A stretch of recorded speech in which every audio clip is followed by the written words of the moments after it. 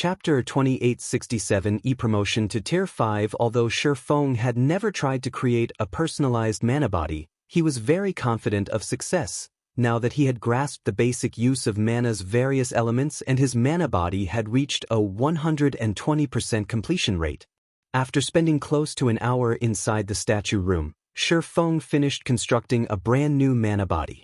Simultaneously, the sound of a system notification entered his ears. System, the strength of the constructed mana body is at 144% of your current mana body. It is not at the Tier 5 standard. Feng revealed a wry smile as he looked at the system notification. Sure enough, constructing a Tier 5 mana body isn't easy. In his opinion, the new mana body he constructed was perfect. He had thoroughly implemented the basic properties of the various elements of mana into his mana body. He had even built an elemental magic array for each element, making it much easier to manipulate the ambient mana. Hence, he never thought that the strength of the new mana body would be at only 144% of his current mana body. From what he heard in his previous life, the requirement for the constructed Tier 5 mana body would depend on the rank of the player's existing mana body. The higher the rank, the lower the requirement. Take the gold mana body, for example. One would need to construct a mana body that was at least 300% stronger to meet the Tier 5 mana body standard. On the other hand, a bronze mana body's owner would need to reach 500% to get promoted to Tier 5. This was why expert players needed to secure the best mana body possible at Tier 3. This decision didn't just relate to the strength of one's mana. It also served as a massive hurdle to reaching Tier 5. If I didn't meet the requirement even with 144%, it seems I'll need to reach at least 200% to get promoted to Tier 5 with an epic mana body. After pondering for a moment, Feng took out the Sword Saint's legacy he had obtained in the Ancient God's domain. He then began accepting the legacy guidance in silence. The mana body he constructed just now was already the limit of his current abilities.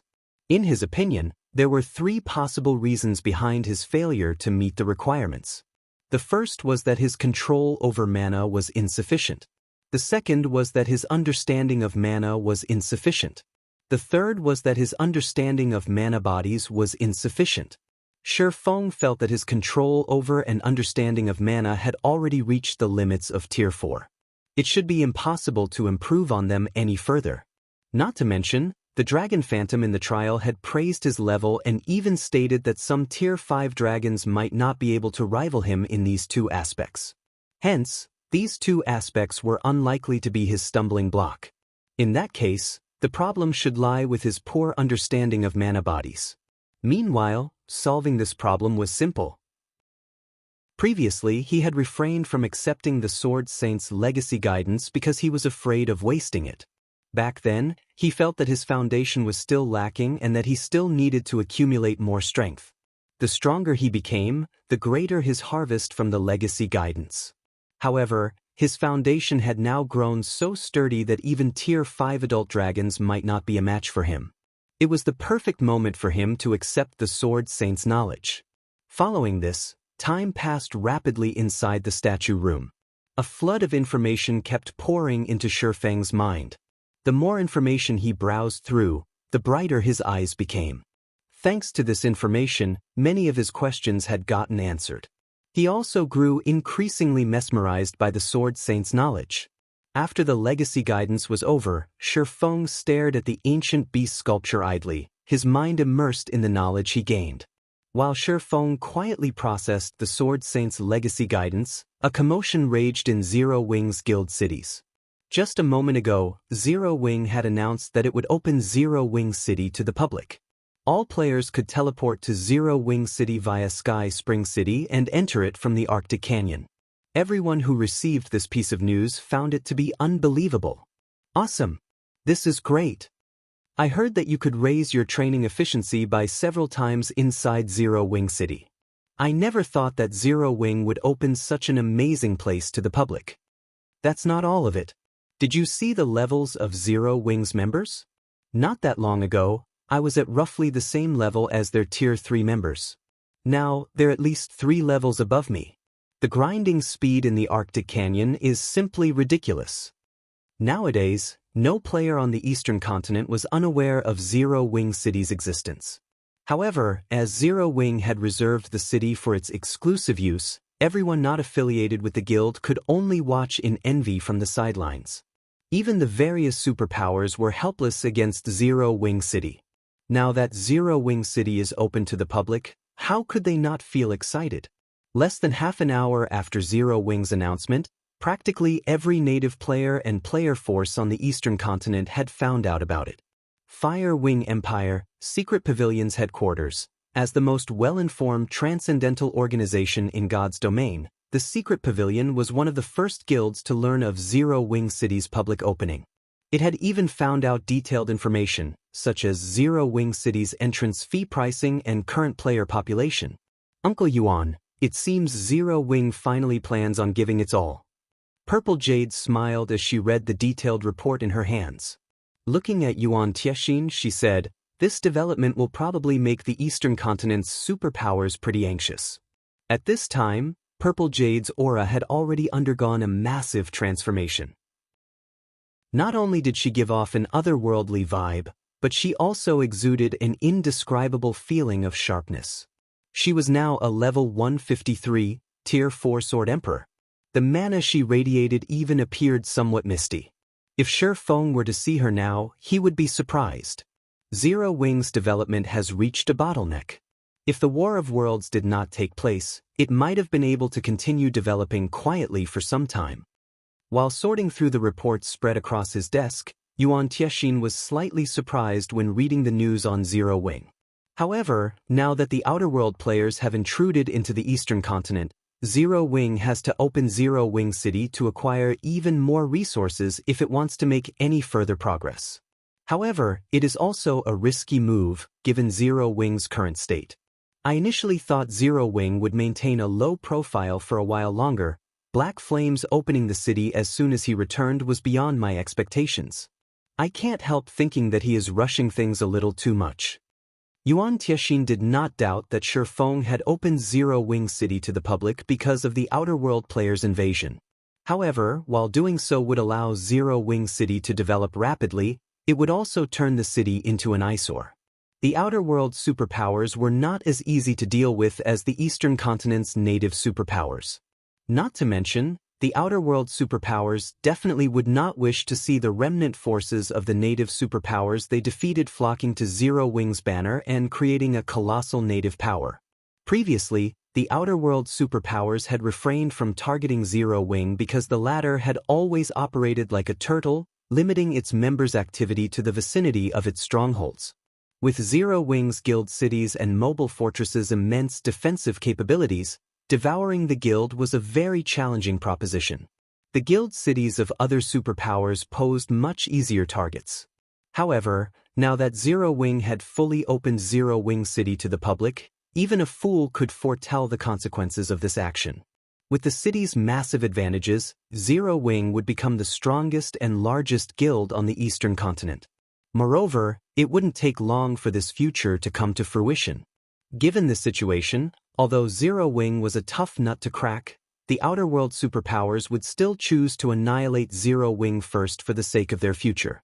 However, unlike Yuan Tiexin, not only did Purple Jade not feel confused by this situation, but it had even ignited her fighting spirit. "Uncle Yuan, since you're free right now, why don't we go take a look at Zero Wing City? I've been thinking of visiting guild leader Black Flame. I've improved a lot after returning from that place, but I haven't had a chance to test myself. I can use this chance to ask guild leader Black Flame for some guidance and see which one of us has made greater improvements during this period." After she returned from her training, nobody among the Secret Pavilion's younger generation could match her. Since she had always set Feng as her target, she was very curious to see whether she could now defeat him and become God's domain's #1 swordsman. "Alright, since you wish to go, I'll go with you." Yuan Tiexin revealed a bitter smile as he took in Purple Jade's spirited look. She had been restless ever since completing her training. However, he also felt that Feng would be a good opponent for the current Purple Jade. Afterward, Yuan Tiexin and Purple Jade departed the Secret Pavilion's headquarters and teleported to Sky Spring City. while the eastern continent was in an uproar over Zero Wing City's opening. Inside the City Lord's mansion of Zero Wing City, Feng's eyes opened abruptly. Amazing! As expected of a complete legacy guidance from an ancient sword saint. After processing the sword saint's legacy guidance, Feng finally understood what exactly a complete legacy guidance was. He also understood why Fire Dance would make such significant improvements after experiencing the legacy guidance. The legacy guidance described the properties and usage methods of the various elements of mana in detail and provided a comprehensive introduction to the components and basic applications of the mana body.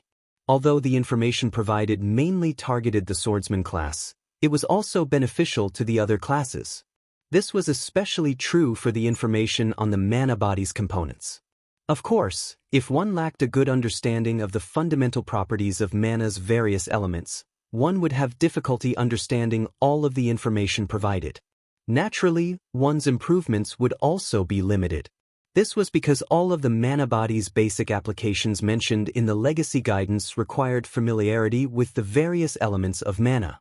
My previous considerations for the mana body were too arbitrary. Moreover, they were all modifications based on my existing mana body when the Tier 5 mana body is essentially something completely different.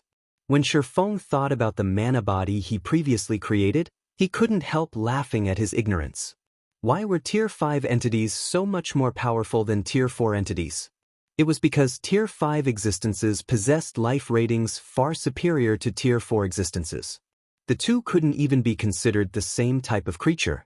Yet he had foolishly tried to use his Tier 4 mana body as a base for his Tier 5 mana body. His idea was fundamentally flawed. Another reason contributing to a Tier 5 existence's strength was their powerful mana. The mana flowing within their bodies was no longer gaseous or misty. Instead, it was liquid.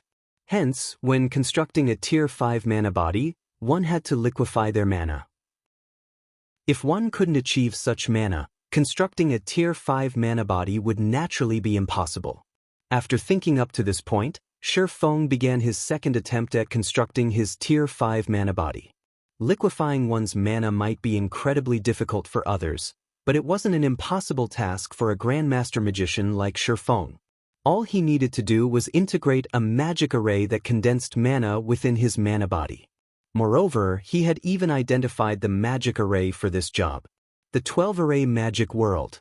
The 12-array magic world was an ancient magic array created by a saint. Although its simplicity meant even master magicians could learn it, Feng felt that this magic array was incredibly powerful, particularly its ability to improve the mana affinity of those within its range. At the very least, such a feat was still beyond him even now. Feng began trying to integrate the 12-array magic world with the mana body he constructed. 1 failure. 2 failures.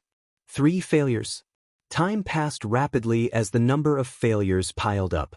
After an unknown amount of time had gone by with success still nowhere in sight, Feng began to doubt his plan's feasibility. However, just when he considered giving up, read latest chapters at Wuxia World. U-System, congratulations. You have successfully constructed a new mana body. The constructed mana body's strength is at 336% of your current mana body and has reached the Tier 5 standard. The created mana body is evaluated to be at the epic rank. Do you wish to replace your current mana body with it and get promoted to Tier 5? A Tier 5 epic mana body? Feng was momentarily dumbfounded. He had known that so long as he succeeded, his personalized mana body wouldn't be of low quality, it would reach the gold rank at the very least. However, he never expected that integrating the 12-array magic world into his mana body would yield such an astonishing result. He immediately chose to replace his mana body without hesitation. He had created this mana body out of sheer luck. If he tried recreating it, he wouldn't necessarily achieve a similar standard. Hence, he naturally had to accept it. Chapter 2868, Sword Saint. When Feng chose to replace his existing mana body, the mana within the room practically vanished. His new mana body had drawn even the mana stored within the deep void. Like a hungry beast, his new mana body devoured the mana around it, nourishing itself continuously. This phenomenon lasted for more than a minute before it finally stopped, and the room's mana gradually recovered. Tier 5. So, this is the power of Tier 5? When Feng sensed the frightening power his body exuded effortlessly and the indescribable feeling of omnipotence, he finally understood why even Tier 4 world creation experts couldn't defeat a bona fide Tier 5 existence. He also fully understood the strength and terror of Tier 5 existences. Compared to when he was a Tier 4, the mana flowing inside his mana body was many times denser. The volume of his mana had also increased by more than tenfold. Now, even the world around him was having trouble holding his mana.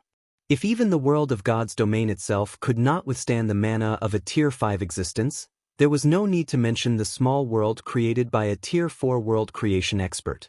Moreover, this wasn't the only factor that made Tier 5 existences powerful. System, congratulations! You have become a Tier 5 Blade Saint, Sword Saint. All basic attributes plus 5,000.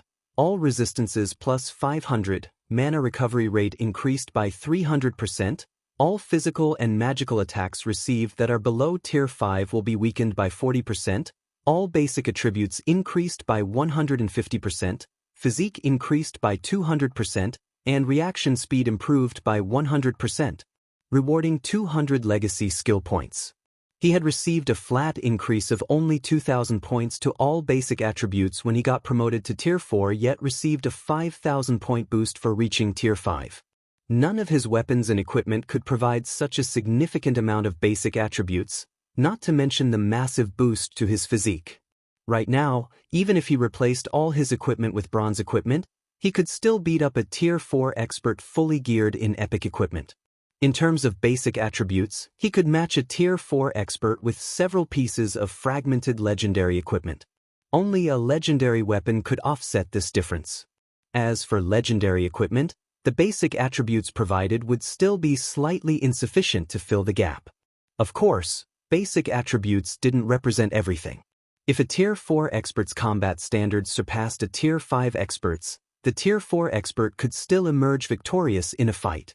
With this power, I will have no problem fighting even Tier 5 NPCs. After seeing his basic attributes, Feng felt more confident about Zero Wing's future development. His strength and agility attributes both exceeded the 60,000 mark already. Typically, a Tier 4 Berserker fully geared in epic items would have only around 15,000 strength at level 150. And even if the Berserker possessed a top-tier fragmented legendary weapon, the Berserker would only have about 22,000 or 23,000 strength. As for NPCs, according to the research of players in his previous life, a level 180, Tier 5 NPC would have around 70,000 or 80,000 points in their main basic attributes. While Feng was still inferior to Tier 5 NPCs in basic attributes, this difference wasn't impossible to overcome. Moreover, now that he had reached Tier 5, every level up he achieved would significantly boost his basic attributes. With his current equipment, he could easily breach the 80,000 mark once he reached level 180. Not to mention, his combat standards were much superior to the average Tier 5 NPCs. Overall, he was already more than capable of contending with level 180, Tier 5 NPCs.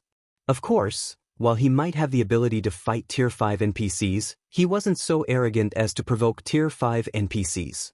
After all, he currently could cope with the most common Tier 5 NPCs, but if a Tier 5 NPC possessed even a single piece of legendary equipment, he would have to avoid them like the plague.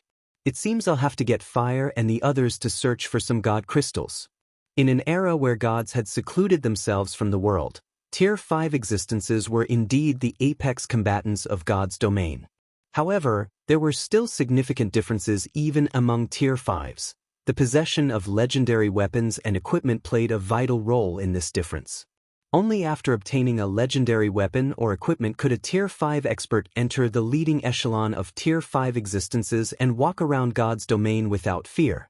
Such a Tier 5 expert would be an invincible existence short of Tier 6 gods. However, if a Tier 5 expert did not own a legendary weapon or equipment, they would only be second-rate among Tier 5 existences, regardless of any heaven-defying combat standards. While they might be able to contend against Tier 5 experts belonging to the leading echelon, they would never be part of it. Indeed, the difference between having a legendary item and not having one was precisely that massive. In the past, every Tier 5 expert capable of transcending tiers to fight Tier 6 God-ranked experts owned a legendary weapon or equipment, with some even having more than one. If Feng wanted to roam God's domain without fear, obtaining a legendary weapon or equipment was of utmost importance. After Feng familiarized himself with his Tier 5 mana body, he left the statue room. However, when he stepped into the City Lord's mansion's lobby, he was stupefied by the sight that greeted him. People crowded the room to capacity. Apart from the Zero Wing members maintaining order, the other players in the lobby were members of guilds and adventurer teams. These players were lined up in front of the service counters to rent either a shop or a private house in Zero Wing City. They had bloodshot eyes and frantic looks on their faces as they waited in line. Bean RIL/Bead Bean if not for the 200 Tier 3 NPCs, 3 Tier 4 NPCs, and many Tier 3 members of Zero Wing maintaining order, a fight would have long since broken out in the lobby. Didn't I tell Liang Jing to raise the rentals for the shops? Did she make a mistake? Feng found this scene very puzzling. Anyone who wasn't a fool could tell how popular Zero Wing City currently was. However, Zero Wing City had limited land. Even if it was now a main city, it still didn't have enough land to satisfy the Eastern continent's entire player population. Hence, to maximize Zero Wing's profits, raising rentals was a must. Feng approached one of the service counters to inspect Zero Wing City's shop's rental prices. However, what he saw made him gasp. How ruthless is she?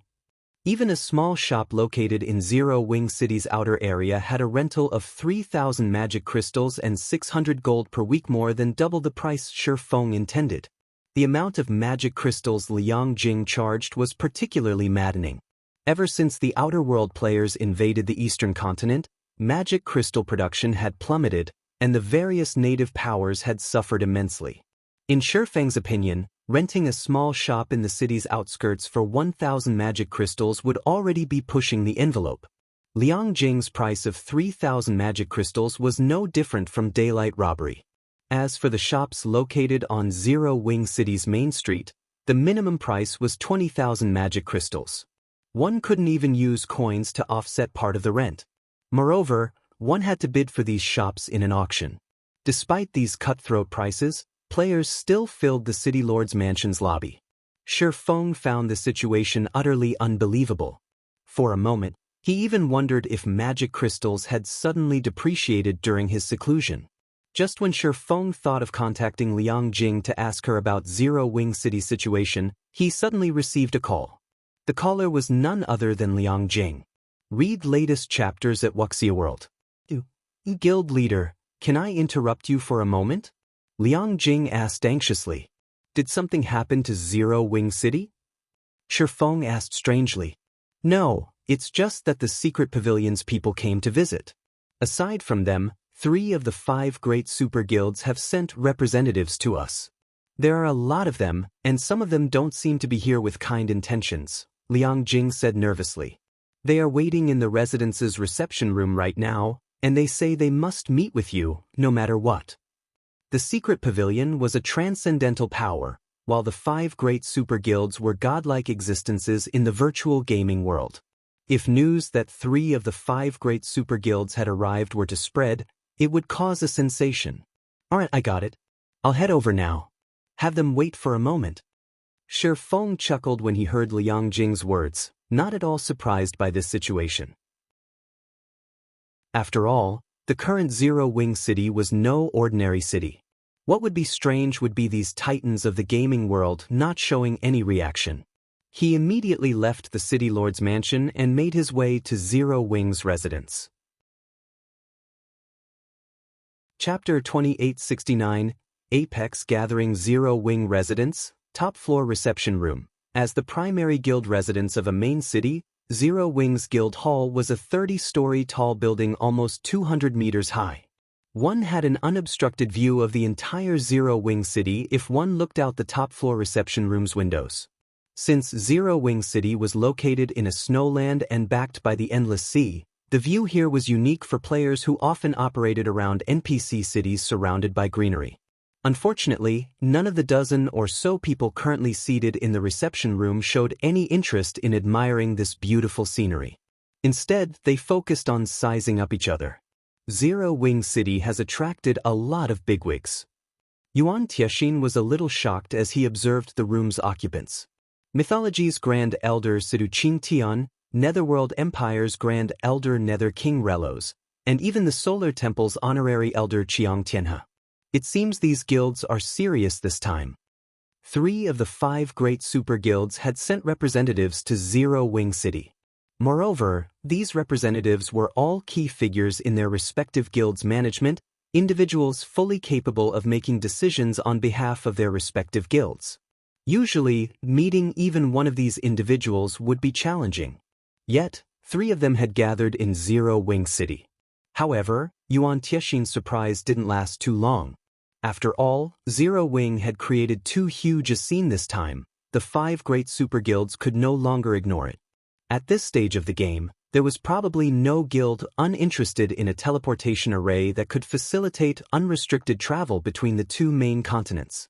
The ongoing War of Worlds only served to make this intercontinental teleportation array even more precious. If not for another important matter occupying the Secret Pavilion's guild leader, Yuan Tiexin wouldn't be the one sitting in this room representing the Secret Pavilion. Netherworld Empire sure moved fast. It has been active only on the Western continent all this time, yet it sent an old guy like the Nether King here, Matt of Mythology said, surprise appearing in his eyes as he looked at a bald old man in a white robe. It hasn't been long since I last met him, yet this old guy's strength has already improved so much. The mana he's radiating has nearly doubled in density. I also see 2 new pieces of equipment on him. That's normal. He wouldn't have given Odin so much trouble if he hasn't made any significant improvements after all this time. Sidu Qingtan, the white-haired old man seated beside Matt, said calmly. He then glanced at the masked young man standing behind Relos and continued, that masked kid behind Nether King, though, is quite something. Although I can't say for certain he shouldn't be any weaker than Prosciutto. Surprised by Sidu Qingtian's assessment, Matt looked toward the masked youth and asked, is he that strong? The silver ghost Prosciutto was already the strongest among Mythology's younger generation. Not only did he possess excellent equipment, but his mana body had even exceeded the 110% completion rate already. Now, only a handful of people within the guild could defeat him. After hearing Sidu Qingtian's assessment, Cold Shadow, who sat on the elderly man's other side, also looked at the masked youth in surprise.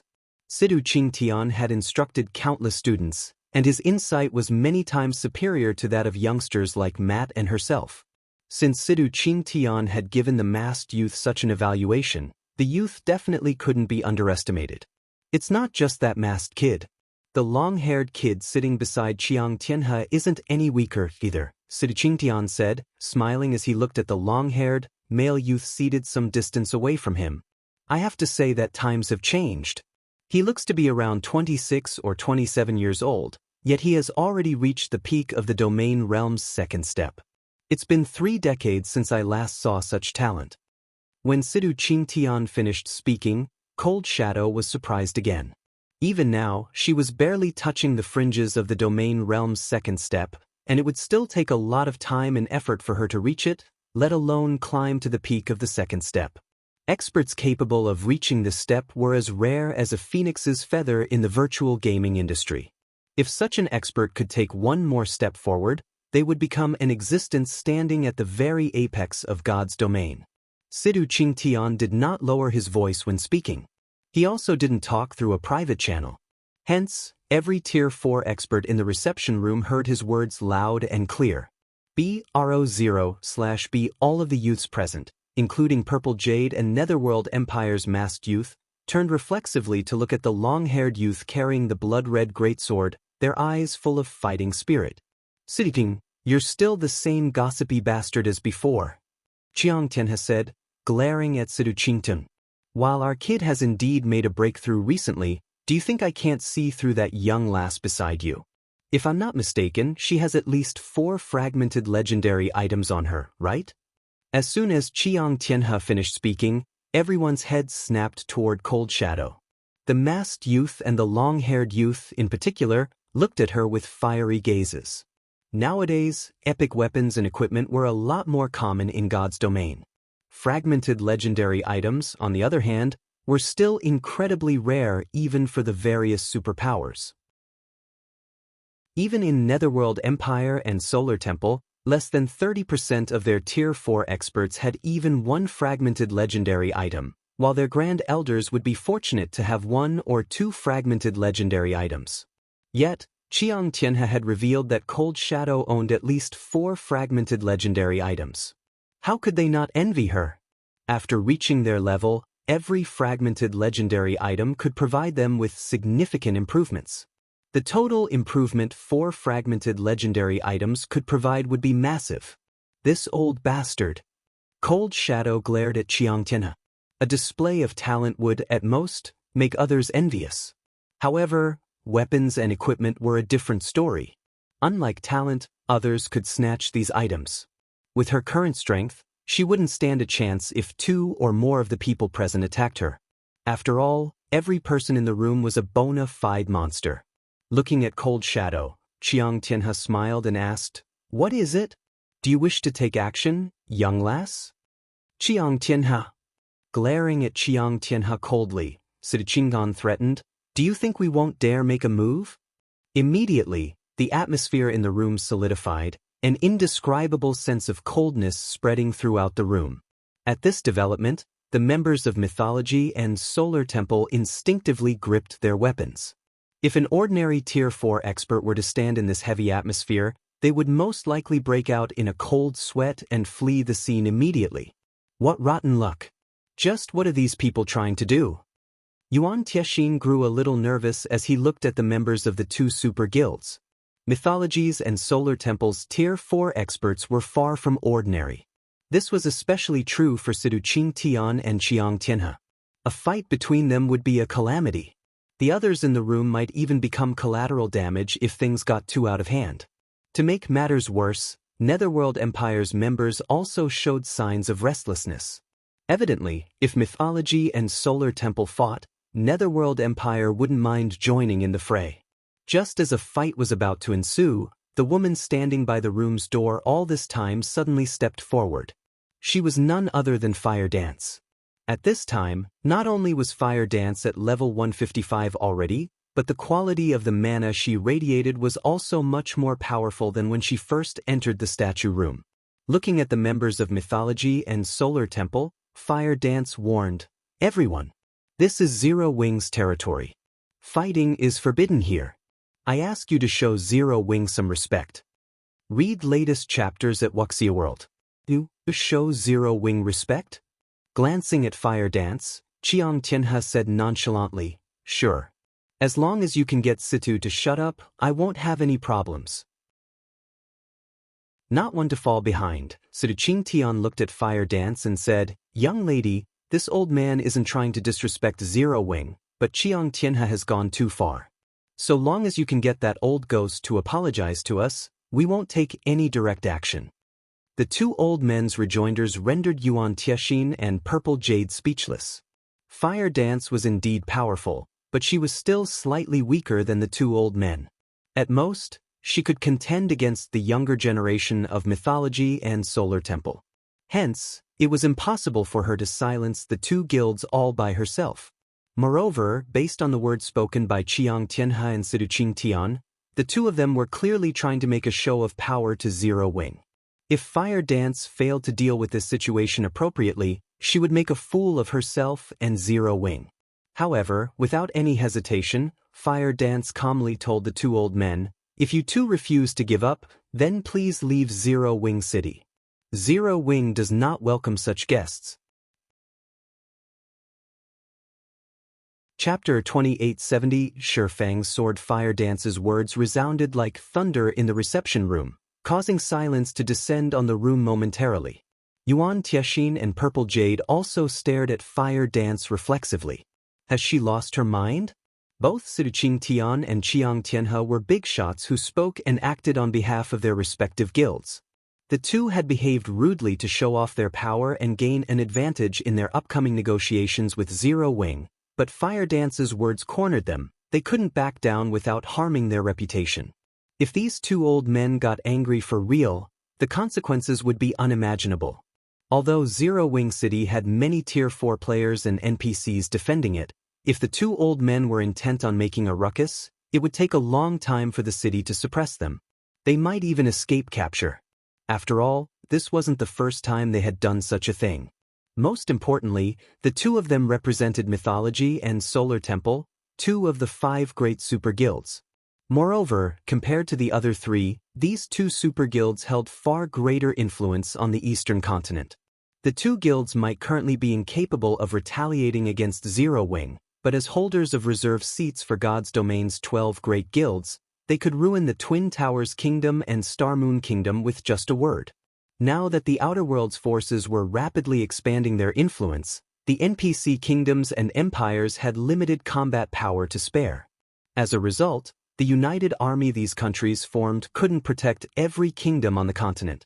With the resumption of the war imminent, if Mythology and Solar Temple requested the NPC forces not to defend the Twin Towers Kingdom and Star Moon Kingdom, the 2 kingdoms would face swift destruction. Without the support of these 2 kingdoms, even if Zero Wing had Zero Wing City and the ability to teleport between the 2 continents, its income would still plummet. This was because most of the independent players and guild players visiting Zero Wing City could reach the city only via Sky Spring City's teleportation hall. It wasn't possible to teleport to Zero Wing City from other NPC cities. If Sky Spring City disappeared, these players would naturally lose the means to teleport to Zero Wing City. Meanwhile, Zero Wing couldn't garrison any other NPC city at this time. The special rights Zero Wing received from the War God's Temple as a reward from the reserve seat competition were a one-time privilege. If Zero Wing wished to garrison another NPC city, it would have to become a reserve for God's Domain's 12 great guilds. However, this wasn't possible right now. This was also precisely the reason Mythology, a guild that had been suppressing Zero Wing all this time, dared to come to Zero Wing's doorsteps and negotiate for partnership. The next moment, Siduqing Tian and Qiang Tianhe turned to Fire Dance, a hint of coldness and playfulness in their eyes. "Little girl, we traveled a long distance to come to negotiate a partnership with Zero Wing. Is this how Zero Wing treats its guests?" Siduqing Tian asked as he visually inspected Fire Dance. Revealing a faint smile, he continued, "If Zero Wing doesn't wish to partner with Mythology, Mythology will naturally find it unfortunate and frustrating. However, if Zero Wing comes across difficulties in the future, don't blame Mythology for not helping." Situ's words might not sound nice, but they are logical. Qiang Tianhe also looked at Fire Dance and said in a deep voice, "We came here with kind intentions. Now that the Outer World's forces have invaded the Eastern continent, only by cooperating will we be able to stop their advance. If we separate on bad terms here, the Twin Towers Kingdom and Star Moon Kingdom will suffer." When Fire Dance heard the 2 elderly men's words, her complexion sank. She never expected the 2 of them to suddenly stand on the same side and work together to pressure Zero Wing. Seeing Fire Dance's grim expression, Siduqing chuckled and said, "I know you have your own difficulties, young lady. I'm sure you just made an unintentional mistake just now. Your words represent only your thoughts, right?" At this time, Siduqing Tian did not dare to truly offend Zero Wing. After all, the benefits of Zero Wing City were too great to pass on. However, he still had to teach Fire Dance a lesson and let her know that she couldn't provoke just anyone in God's domain. Qiang Tianhe, who remained seated, nodded and chimed in, "That's right. There are some things you can't say arbitrarily, little girl. Elders like us might be able to ignore such a transgression, but if it were anyone else, your words would have severe consequences." Nether King Relos shook his head and sighed at this situation. Fire Dance was too young. Because of her inexperience, she had failed to notice that Siduqing Tian and Qiang Tianhe had aimed for such an outcome right from the very beginning. They had deliberately made a commotion in the reception room in the hopes of hooking Fire Dance. Now that she had taken action on Zero Wing's behalf, she was bound to suffer humiliation. Driving away Mythology's and Solar Temple's members wouldn't be possible unless Zero Wing was willing to abandon the prophets of the Twin Towers Kingdom and Star Moon Kingdom. Just when Fire Dance was at a loss as to what to say, the doors to the reception room suddenly opened. A tall figure then entered, looked at Siduqing Tian and Qiang Tianhe, and demanded coldly, "Do you old fools think Zero Wing's main force commander cannot represent Zero Wing? Or do you think Zero Wing is a pushover? I can tell you now that Fire Dance's previous words represent my will. You may leave now." Feng did not speak loudly, but a bone-chilling cold enveloped the entire room at his words. Siduqing Tian and Qiang Tianhe, in particular, were dumbfounded. Even Relos, who had been a spectator all this time, was stunned. He never thought that Feng would chase off Mythology and Solar Temple without any negotiations. "Guild leader Black Flame, aren't you going a little too far?" Siduqing Tian asked in a cold voice. "Our two guilds have come in sincerity. Are you going to abandon the Twin Towers Kingdom and Star Moon Kingdom just because of a little girl's few words?" At this time, Qiang Tianhe interjected hurriedly, "Guild leader Black Flame, must you take things so seriously? We were merely making a joke." "Abandonment is a joke?" Looking at the two elderly men before him, Feng sneered, "You two think too highly of yourselves. I'll give you 5 seconds to leave. Otherwise, I'll send you back myself." Feng's words shocked everyone present once more. Is he really going to do that? When Yuan Tiexin looked at Feng, he felt that Feng was even crazier than Fire Dance. Fire Dance had merely acted to preserve Zero Wing's reputation. However, Feng was blatantly declaring war on Mythology and Solar Temple. After this declaration, even if Siduqing Tian and Qiang Tianhe previously wanted to pursue negotiations for a partnership, they wouldn't do so anymore. "Good. Very good." Siduqing Tian suddenly smiled as he looked at Feng. "This old man admires your will to make an enemy out of Mythology and abandon 2 kingdoms. However, I'm curious to see how you plan on sending this old man back." After saying so, Siduqing Tian stood up and unsheathed the dark greatsword slung on his back. Simultaneously, not only did his body radiate a frightening aura, but the mana surrounding him also took on a near-liquid form, sparkling as it circled his silvery gray armor. Sensing the pressure he radiated, Fire Dance and the other youngsters in the room subconsciously took a step back. As expected of this old bastard, his mana body has broken through the 115% threshold. He can probably hold his own against even a superior mythic monster of the same level now. Relos was astonished when he sensed Siduqing Tian's unparalleled aura. "Everyone has been saying that you are God's domain's strongest, guild leader Black Flame.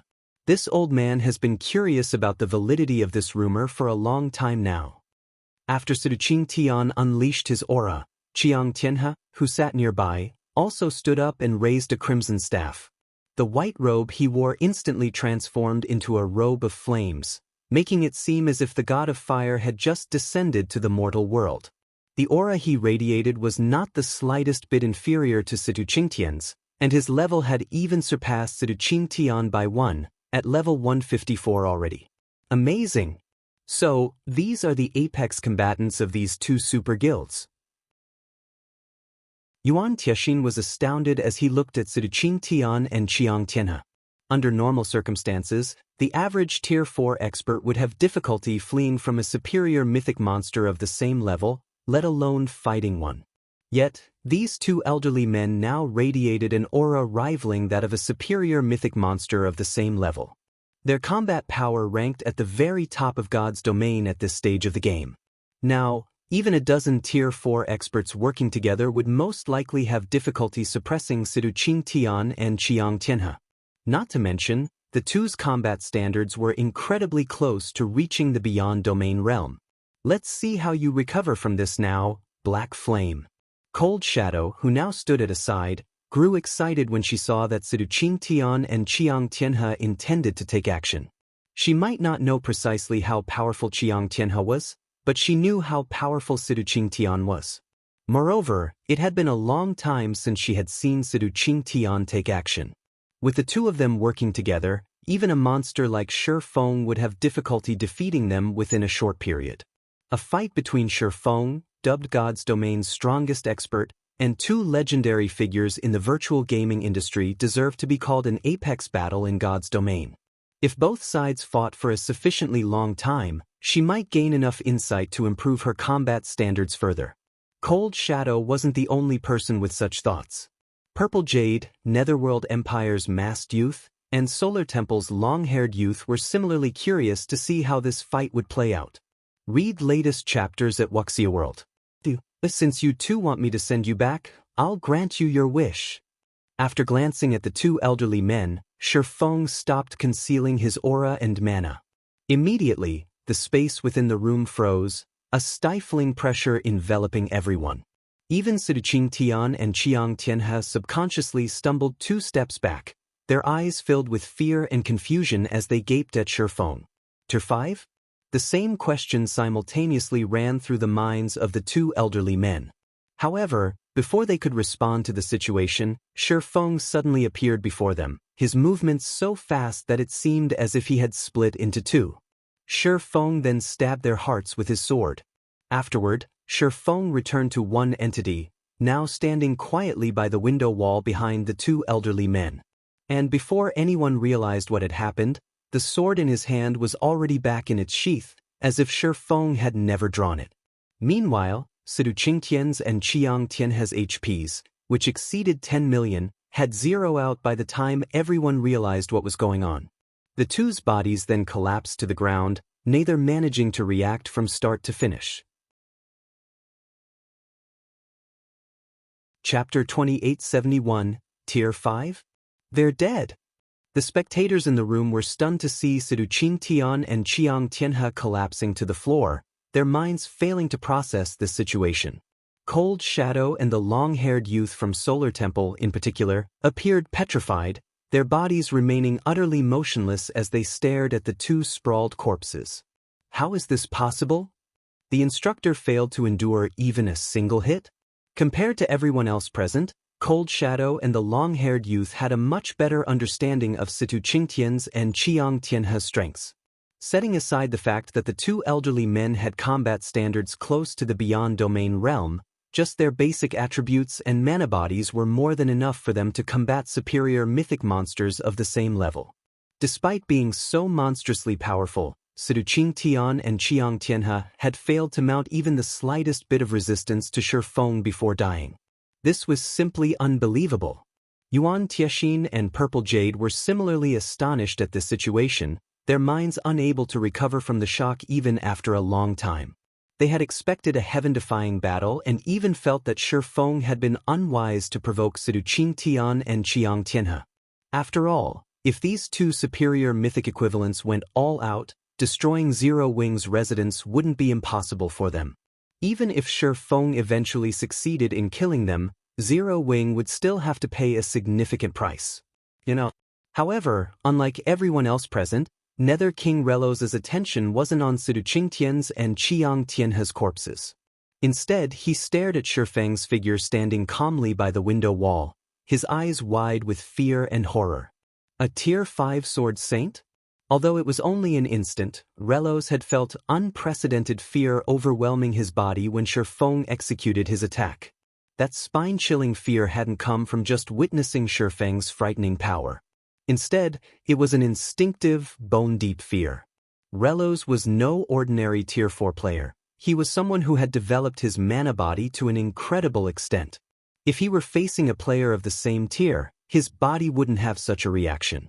The only way Relos could explain this situation was that Feng was no longer a Tier 4 player. Instead, Feng was already a Tier 5 Sword Saint. Although Relos had subconsciously muttered to himself, he had not done so on a private channel. Hence, no matter how soft his voice had been, the Tier 4 experts present heard him loud and clear. Tier 5. Everyone turned toward Feng, one after another. Previously, they had been so shocked by Siduqing Tian's and Qiang Tianhe's deaths that they had forgotten about Feng's existence and the brief stagnation and fear they had felt. How is this possible? He's reached Tier 5 already. Cold Shadow and the long-haired youth wore grim expressions as they looked at Feng, their minds in denial. Feng no longer concealed his power.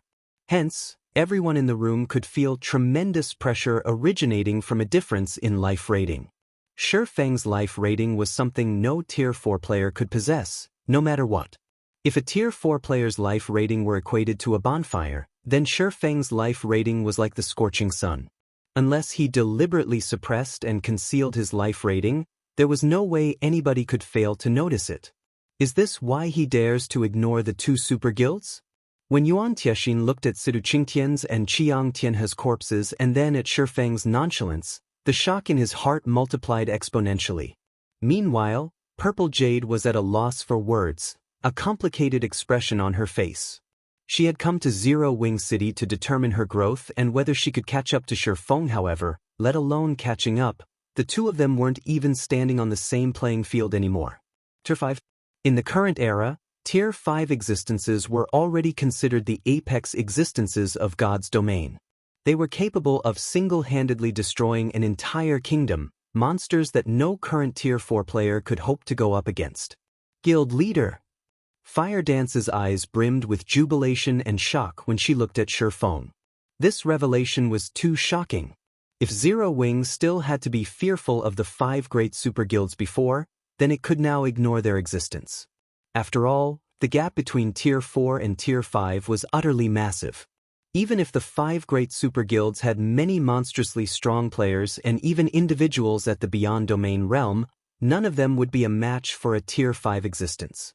Unless the 5 great super guilds similarly produced a Tier 5 expert, it wouldn't matter, even if they attacked Zero Wing with a large number of Tier 4 experts. Not to mention, destroying a guild city was child's play for a Tier 5 player. Only a main city-level guild city could repulse a Tier 5. Moreover, if one didn't have any means of retaliation, even a main city would eventually fall to a Tier 5 player. While Fire Dance was inwardly celebrating Feng's achievement, Feng turned his sights to Cold Shadow and the long-haired youth from Solar Temple. He then said calmly, "I only dealt a small punishment to the two of them today.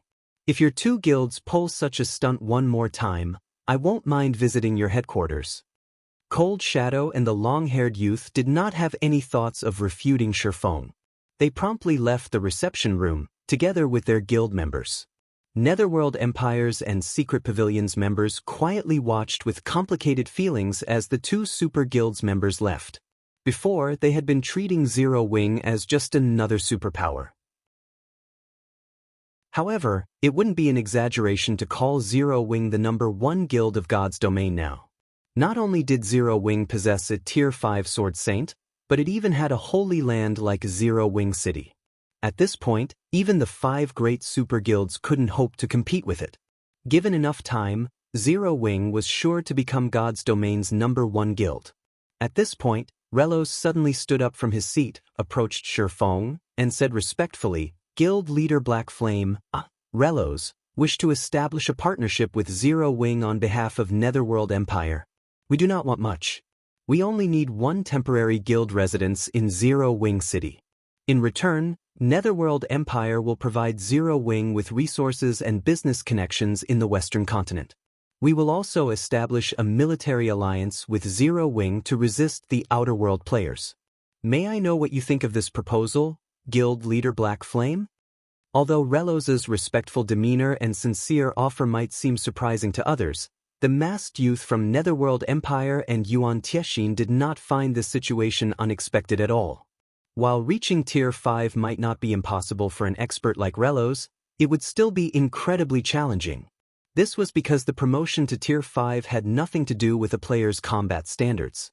Instead, it depended entirely on one's control over and understanding of mana and the ability to construct a Tier 5 mana body. Before reaching Tier 5 himself, Relos would only be seeking death if he behaved arrogantly in front of a Tier 5 existence. Not one to fall behind, Yuan Tiexin also extended a similar partnership offer on behalf of the Secret Pavilion. The only difference was that the Secret Pavilion would only help defend Zero Wing City and Stone Forest City. It would not take part in any other battles. "Sure, I can agree to your conditions," Feng said after hearing the two guilds' offers. However, I have an additional condition. Upon receiving this encouraging response, Relos grew a little excited and prompted, "Please speak, Guild Leader Black Flame." Initially, Relos thought that Feng wouldn't agree to his offer and would choose to monopolize Zero Wing City's resources. Feng's willingness to negotiate was a positive outcome. Yuan Tiexin also nodded in agreement with Relos's words. Feng smiled and said, "My condition is simple: a complete guild legacy. If your two guilds can provide me with your complete guild legacies, I can give you temporary residences in Zero Wing City immediately." Zero Wing was not lacking in resources at the moment. So long as Zero Wing City remained standing, the guild would have no trouble acquiring resources. However, a guild's development did not rely solely on resources. It also needed manpower and talents. Hence, acquiring a complete guild legacy was of utmost importance for Zero Wing. Only with a complete guild legacy could Zero Wing reliably nurture its experts to the domain realm. "Okay, I agree to your condition on Netherworld Empire's behalf," Relos answered without hesitation. Read latest chapters at Wuxia World. EU. Upon hearing Relos's response, Yuan Tiexin gritted his teeth and said, "The secret pavilion has no problem with this, either." When Feng heard the two guilds' positive replies, he inwardly sighed in relief. After all, a guild legacy was the root of a guild. Many guilds would rather face annihilation than share their guild legacy. He then nodded and said, "Good. I wish our three guilds a happy partnership from now on." Shortly afterward, Feng signed a contract with the Secret Pavilion and Netherworld Empire, taking an essential step toward Zero Wing's becoming God's Domain's #1 guild.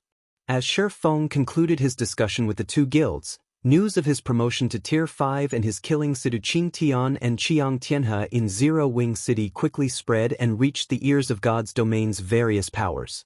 For a time, the entire God's Domain was in an uproar. Chapter 2872, God's Domain shaken. Zero Wing City, Battle Arena. Guild Leader Black Flame has been promoted to Tier 5? 16th Cloud was stunned when she read the report she received. Looking at Sorrowful Silence, she asked, "Have you verified this?" Although quite a number of God's Domain's Void Realm experts had gotten promoted to Tier 4 already, with Domain Realm experts even making considerable progress in developing their mana bodies, everyone was still a long way from reaching Tier 5. Creating a Tier 5 mana body was an entirely different matter from improving the completion rate of one's mana body. Since most Tier 4 experts hadn't even developed their mana bodies to a significant extent, getting promoted to Tier 5 shouldn't be possible. Hence, 16th Cloud found it truly hard to believe that Feng had already reached Tier 5. However, instead of getting the answer she hoped for, Sorrowful Silence nodded solemnly. He then said in a shocked voice, "Yes, I happened to be in another reception room at the time, negotiating with Zero Wing's representative for a long-term lease of the Battle Arena's combat rooms. My room was quite close to the reception room used to host the Secret Pavilion and the 3 super guilds. Every Zero Wing member on the floor reacted strongly. I also saw Mythologies and Solar Temple's members leave the residence, looking grim." In reality, Sorrowful Silence didn't just hear about Feng's promotion to Tier 5 from Zero Wing's members. He had also personally experienced the frightening aura Feng had exuded. Despite being in an entirely different room, he had still sensed that aura clearly, and it had been much stronger than the auras of the Tier 5 NPCs he had come across before. Of course, the Tier 5 NPCs Sorrowful Silence met previously had never displayed any killing intent. They had even been actively suppressing their auras. In comparison, Feng had not held anything back when he attacked Sidu Qingtian and Qiang Tianhe. This was why Sorrowful Silence was confident Feng had reached Tier 5. This is interesting. 16th Cloud revealed a hint of joy and excitement after hearing Sorrowful Silence's confirmation. Now that Zero Wing has a Tier 5 combatant and opens Zero Wing City to the public, the Eastern Continent's status quo will get reshuffled. That's right. Thank goodness we're already strategic allies with Zero Wing. Sorrowful Silence said, nodding in agreement with 16th Cloud. Tier 5 existences were different from Tier 4 existences. Tier 4 players couldn't capture a guild city all by themselves. That was a task that required a large number of Tier 4 players. When Tier 4 players were still scarce, Zero Wing might have been able to pose a significant threat to the various superpowers, but it didn't threaten their roots. However, the situation had changed. A Tier 5 player could effortlessly capture a guild city, even a superpower's headquarters, which meant that Zero Wing had the power to uproot and destroy superpowers. Moreover, now that Zero Wing's expert count had skyrocketed, it was entirely capable of expanding its territory and occupying more guild cities. It wouldn't face a manpower shortage even if it captured 5 or 6 more guild cities. When the Eastern continent's various powers received this piece of news, the superpowers that had always been working against Zero Wing fell into an awkward situation. This was especially true for Starlink. Upon learning about Feng's promotion to Tier 5, Starlink's executives all had ashen complexions. Inside the guild leader's office of Starlink's residence in the Dark Knight Empire, "Commander, now that Black Flame has gotten promoted to Tier 5, he definitely won't spare Starlink. Should we migrate our experts to the Western continent now?" A level 150, Tier 4 female ranger suggested as she looked at the handsome youth quietly reading documents in the office. "How many times have I told you to refer to me as guild leader? I am no longer just the commander of Tremorous Clown but Starlink's guild leader as well," Lu Tiendi said as he glanced at the enchanting female ranger. "Yes, guild leader," the ranger responded calmly as she looked at Lu Tiendi. She then repeated, "Should we migrate now?" "That won't be necessary." Looking at the report in his hands, Lu Tiendi explained nonchalantly, "Black Flame's promotion to Tier 5 is indeed a big problem for us, but there's no need for us to be afraid of him yet. The Eastern Continent situation is no longer the same as before.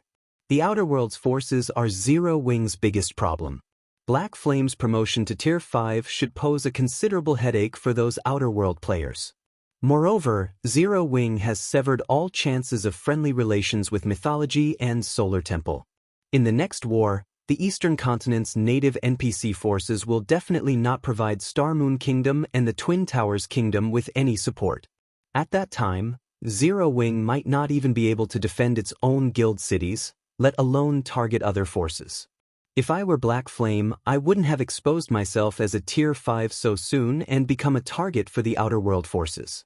Instead, I would focus on raiding dungeons and world bosses to raise my guild strength. God's Domain isn't a single-player game. A single Tier 5 player cannot stop all of the Outer World's NPC forces." The enchanting ranger's eyes brightened at Lu Tiendi's words. "Doesn't this mean we have a chance? We can forget about Silverwing City since the Outer World forces will capture it. On the other hand, we can get our hands on Stone Forest City since it is close to the Dark Knight Empire. Even if Black Flame is Tier 5, he can defend only one location at a time. Once the war resumes, he'll be preoccupied with Zero Wing City.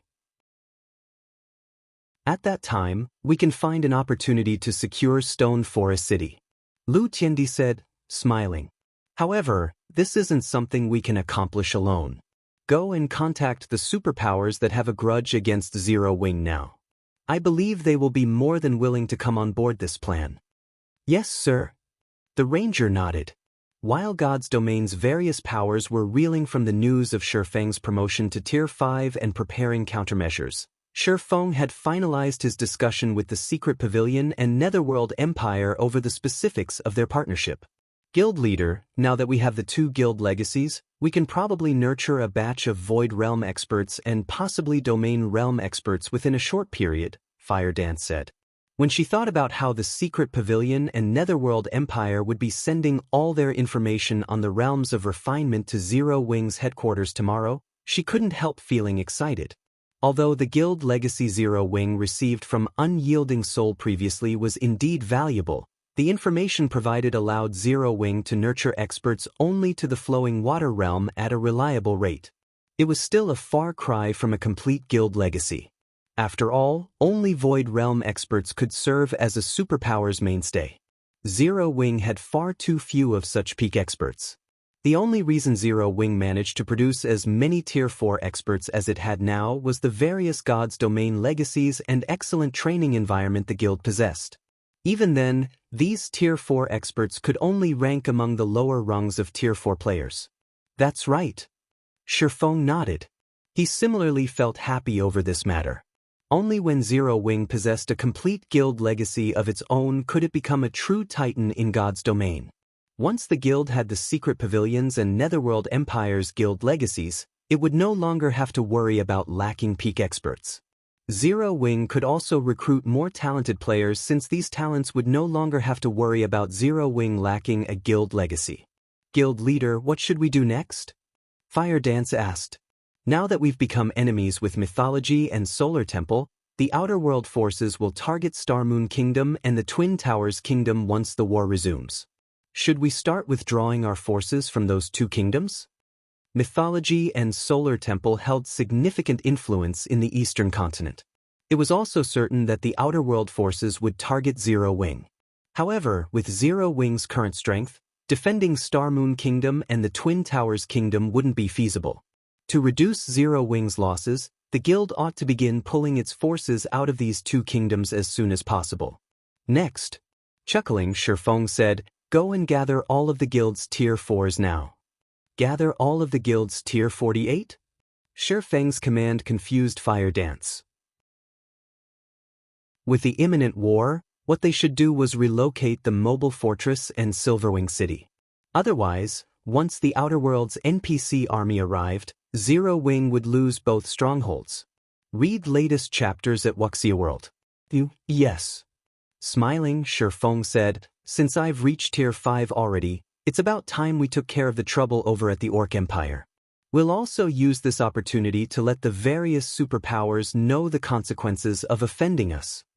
The current God's domain had far too little knowledge of Tier 5 existences. Even if Feng had killed Siduqing Tian and Qiang Tianhe, the various superpowers only knew that he was much stronger than Tier 4 players. They still didn't understand what Tier 5 represented. "I'll have them gather right away."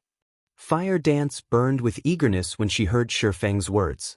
Ever since she had gotten promoted to Tier 4, she had never had a good fight or launched an all-out war against other superpowers. She also wasn't the only person to hold such sentiments. The other Tier 4 experts in the guild harbored similar thoughts. Now, they finally had the opportunity to display their strength. Chapter 2873, Present Zero Wing Orc Empire, Silverwing City. Droves of people came and went on the city's main street. More than half of these people were NPCs from the neighboring kingdoms and empires. Due to the world passages opening and the invasion of the Outer World's player and NPC forces, both native players and NPCs had their range of activity restricted significantly.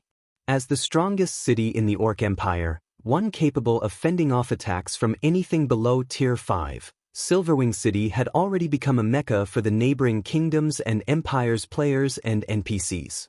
Moreover, the news of Black Flame reaching Tier 5 sent the number of players visiting Silverwing City skyrocketing, resulting in overcrowding.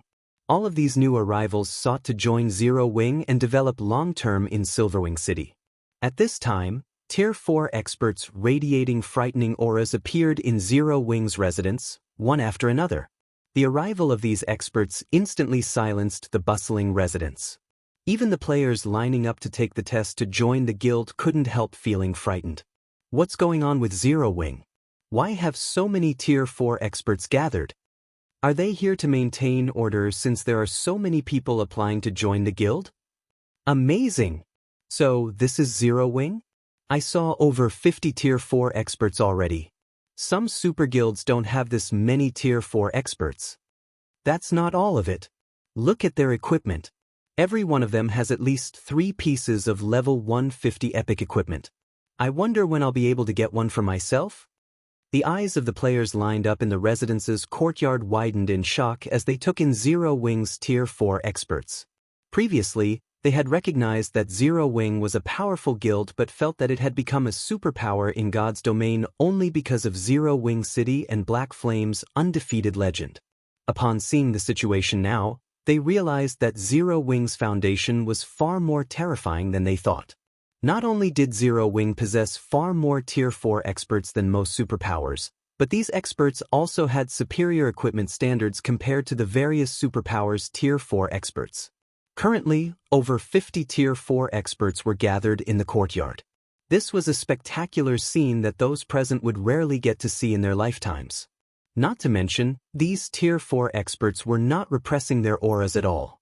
When these auras overlapped, they came together to generate an aura far more frightening than that of superior mythic monsters.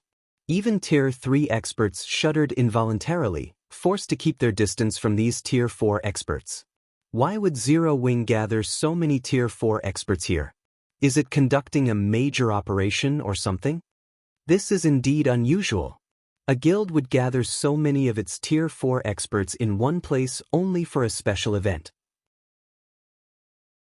As the number of Tier 4 experts kept increasing, the non-members in the courtyard felt something amiss. Even Zero Wing's members started growing antsy at this situation. Ji Lurong looked at Violet Cloud, who had just arrived in the courtyard, and asked, "Big Sis Violet, do you know why the guild leader suddenly summoned us?" "I don't know either. Big Sis Fire suddenly contacted me and told me to come here right away," Violet Cloud replied, shaking her head. She then visually inspected Ji Lurong and exclaimed in surprise, "Lurong, your mana body is at the 110% completion rate already. You've made so much progress." Ji Lurong had joined Zero Wing only recently. Although Zero Wing was much stronger than before, the fact that Ji Lurong managed to increase her mana body's completion rate from under 105% to her current 110% proved that she was monstrously talented. It's because of the sword Saint Legacy Big Sis Fire gave me. If not for it, I would have taken much longer to reach 110%, Ji Lurong said, smiling. Inwardly, she still felt a little delighted.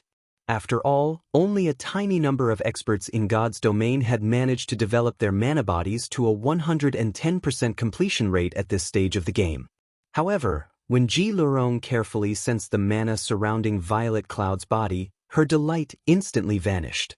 The mana close to Violet Cloud had already liquefied. Although it was limited to a small portion of her mana, it was still better than nothing. The fact that Violet Cloud could accomplish this feat meant that her mana body's completion rate had already reached 115% or above, according to what Feng told them. She might have even reached the 120% completion rate already. At this time, a masked, middle-aged man clad in black approached Ji Lung. The aura this man radiated practically rivaled that of a superior mythic monster. This middle-aged man was none other than Crimson Mask, another Eternal Glory member who had joined Zero Wing. "Commander, why did Big Sis Fire suddenly call for us? Is something big going on?" Crimson Mask asked curiously as he looked at Ji Lung. "I don't know. Big Sis Fire only told me to come here as soon as possible and nothing else." Ji Lurong shook her head. When she noticed the qualitative transformation of Crimson Mask's demeanor, she couldn't help sighing to herself ruefully. B**B greater than Y/B. Initially, Crimson Mask had opposed Eternal Glory's joining Zero Wing. He felt that even without joining a guild, he could still develop Eternal Glory to great heights. However, after a few bouts with Fire Dance and receiving a sound thrashing each time, Crimson Mask had changed completely. Now, he was even referring to Fire Dance as Big Sis. However, Crimson Mask was much more fortunate than someone else, his fate considerably better. Besides Crimson Mask, a lunatic named Invincible Swallow had come to Zero Wing to challenge Violet Cloud, and the fate this lunatic suffered was simply terrible. That fight could be described as an adult beating up a toddler. Afterward, when Invincible Swallow returned for a rematch at a later date, Violet Cloud just so happened to be out on an errand. Aqua Rose had been present at the time, so he challenged her instead. After that match, Invincible Swallow began questioning his life. Even now, he was still training crazily in Stone Forest City's battle arena every day. While Zero Wing's Tier 4 members wondered why Fire Dance had suddenly gathered them, a man and a woman approached the courtyard from a distance. These two people were none other than Feng and Fire Dance. Feng was just walking casually, yet his steps distorted the space around him. It was as if the surrounding space couldn't contain his presence and could crumble at any time. In addition, as Feng did not bother concealing his aura, everyone present gasped involuntarily when they sensed it. Although Feng wasn't directing any hostility at anyone, merely letting his aura radiate freely, the Tier 4 players present felt their bodies becoming incredibly heavy as if someone had tied metal weights to their bodies. As for the Tier 3 players present, they instinctively retreated from Feng, not daring to move even an inch closer to him. He's the guild leader? Crimson Mask was shocked as he looked at Feng. Before today, Crimson Mask had only ever heard the name of Black Flame. From the gossip circulating inside Zero Wing, he knew that Feng was Zero Wing's #1 expert and that his existence was the linchpin of the entire guild. Crimson Mask had thought that Feng was only slightly stronger than Fire Dance. However, given the situation, Feng wasn't just somewhat stronger than Fire Dance. He was practically standing on a whole other level. Aside from Crimson Mask, many of the Tier 4 experts who had joined Zero Wing recently were also stunned by Feng's terrifying aura. After glancing at the crowd gathered, Fire Dance reported to Feng, Guild leader, apart from the 2 vice guild leaders and around a dozen others, who are currently occupied with important matters, all of the guild's Tier 4 members are here. Not bad. Feng nodded in approval as he scanned the crowd before him. A total of 59 Tier 4 players waited in the courtyard, their levels ranging from level 148 to level 156. More than half of these players had broken through the 100% threshold of their mana bodies already, with nearly 20 having reached the 105% threshold and 7 at the 110% threshold. The 7 to reach 110% completion rate or above were Violet Cloud, Fire Dance, Ji Lurong, Alluring Summer, Yen Tianxing, Yi Luofei, and Silent Blade. One could consider this lineup a spectacular force at this stage of the game. Read latest chapters at Wuxia World. EU at this time, Cola, who had already reached level 150, could no longer hold back his excitement, asking, Guild leader, are we going to raid the Orc capital city? The Orc capital city's core area was a special secret land.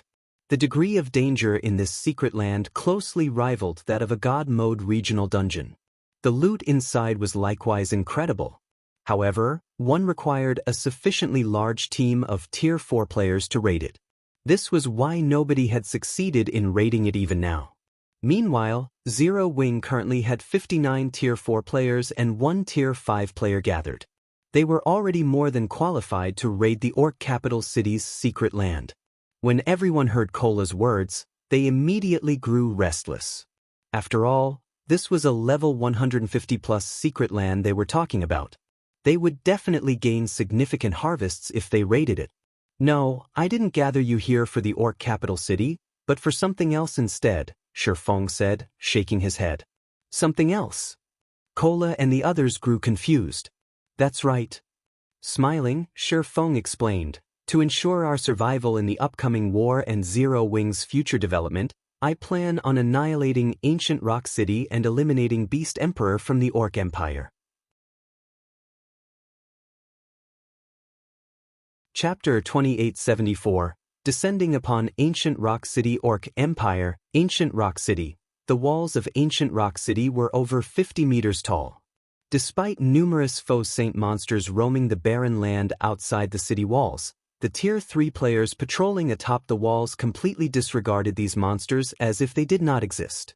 Surprisingly, the faux saint monsters that most of the Eastern Continent's players regarded as a nightmare showed no intentions of attacking Ancient Rock City. They behaved like scarecrows under the city walls. At this time, a merchant caravan, composed of over 100 players and over a dozen horse-drawn carriages, slowly approached Ancient Rock City from a distance. Despite catching sight of these players, the countless faux saint monsters roaming the barren land outside Ancient Rock City behaved as if they did not see this caravan. Looking at the level 120 faux saint monsters around him, a level 136, Tier 3 swordsman escorting the caravan exclaimed, "The Sacred Heart Amulet Saint's hand sold us is amazing. Those mythic faux saint monsters ignore us even when we're only 30 yards away from them." Even NPCs were helpless against the faux saint monsters running rampant in the many neighboring kingdoms and the Black Dragon Empire. The danger made it increasingly difficult for merchant caravans to make money. However, so long as a caravan carried a Sacred Heart amulet, it could avoid the faux saint monsters' attacks altogether. At the swordsman's words, the level 137, Tier 3 Guardian Knight sitting at the head of the caravan looked at the Sacred Heart amulet in his hand. With a hint of ambition in his eyes, he said, "I know, right? We must buy some more of these Sacred Heart amulets in ancient Rock City.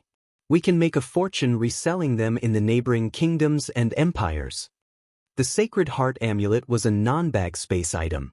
Although players could wear it on their person, they couldn't store it in their bags. It also couldn't be transported by teleportation. However, Saint's Hand sold the Sacred Heart amulet only in ancient Rock City. None of Saint's Hand's other residences sold it. Many merchant players and adventurer teams had realized that they could make a fortune by purchasing the Sacred Heart amulets in bulk from ancient Rock City and reselling them in the neighboring kingdoms and empires. Nowadays, many faux saint monsters roamed the territories of the neighboring kingdoms and the Black Dragon Empire. Leaving the safety of towns and cities would expose players to not only the standard monsters but also a large number of faux saint monsters. The Sacred Heart amulet could mitigate the danger. More importantly, the Sacred Heart amulet was a consumable, so it was always in high demand in the neighboring kingdoms and the Black Dragon Empire. Selling these amulets in these countries wouldn't be a problem. The main reason their Fighting Tiger adventurer team had invested a considerable fortune into hiring more than a dozen advanced carriages was to make an even bigger fortune off these amulets. At this time, a level 136, Tier 3 female ranger standing atop the leading carriage pointed at a distant silhouette and shouted, "Commander, we're almost at ancient Rock City. Okay, everyone, get yourselves ready, newbies especially. Ancient Rock City is different from other guild cities." The leading Guardian Knight shouted through the team chat. Although the city prohibits fighting, it is still a bona fide dark city. There are tons of dark players there, so make sure not to get marked by them. Otherwise, we'll be in a ton of trouble once we leave the city. At the Guardian Knight's words, the team's veterans promptly took out a magic scroll for the Tier 1 Mana Guard spell and used it on themselves. With the Mana Guard active, the common tracking mark would be ineffective against them. Upon seeing this, the newbies to Ancient Rock City also took out the magic scrolls they prepared and used the scrolls on themselves. As the caravan trundled increasingly closer to Ancient Rock City, the newbies couldn't help gasping in shock at their first sight of the towering stronghold. Ancient Rock City was undoubtedly the most spectacular guild city they had ever seen in their careers in God's domain. Not only did the city have walls over 50 meters tall guarding it, but it covered an area rivaling NPC main cities. Most importantly, two 30-meter-tall faux saint monsters flanked the city's entrance. The two monsters wore steel plate armor, and each carried two gigantic swords. If one inspected these two monsters with an identification skill, one would find that they were level 160 superior mythic-ranked faux saint slayers. The aura of these two faux saint slayers sent involuntary shudders through all the players entering Ancient Rock City. Just by standing there, the two superior mythics made everyone feel as if their souls would get devoured. Besides the two faux saint slayers standing guard, more than 30 evil dark dragons wheeled in the sky above Ancient Rock City. These 50-meter-long evil dark dragons radiated auras close to rivaling the superior mythic-ranked faux saint slayers. When the Fighting Tiger adventurer team arrived before the city gate, the members spotted a long line of players and NPCs waiting to enter the city. Many of these NPCs exuded dense bloodlust, which proved that they roamed the dark side of God's domain. At this time, however, even Tier 4 NPCs were obediently waiting in line. Amazing! There are so many Tier 4 monsters and NPCs here. Even a kingdom's capital city isn't comparable to this place. The first-time visitors among Fighting Tiger exclaimed. Of course, Ancient Rock City is Saint's Hand's main headquarters. Moreover, the city has already become a mecca for the dark forces operating in the neighboring kingdoms and the Black Dragon Empire. If we include the city's defensive structures, Even the outer world forces will have difficulty taking down ancient Rock City. Now, many well-known and top adventurer teams are developing here, the leading Guardian Knight explained. From what I heard, the superpower Miracle has also dispatched many experts to garrison ancient Rock City. Ancient Rock City is the safest city in the Orc Empire. Nobody will dare target it. The Saint's Hand member conducting inspections nearby overheard the Guardian Knight's words and couldn't help putting on a prideful expression. Currently, Ancient Rock City was only one step away from becoming a main city. Its combat power far exceeded that of guild cities of the various superpowers. Had Saint's Hand not been wary of the Outer World's NPC forces, it would have long since flattened the neighboring kingdoms and the Black Dragon Empire, becoming an existence surpassing the 5 great super guilds. However, as the Fighting Tiger adventurer team was undergoing inspection, a gigantic figure suddenly approached Ancient Rock City from the distant sky. Its speed was as fast as a mighty gale, and it stopped only after arriving in front of the city. The steel behemoth over 100 meters long hung in the sky roughly 400 yards from Ancient Rock City, overlooking the entire city. Several dozen players stood on this steel behemoth. Read latest chapters at Wuxia World.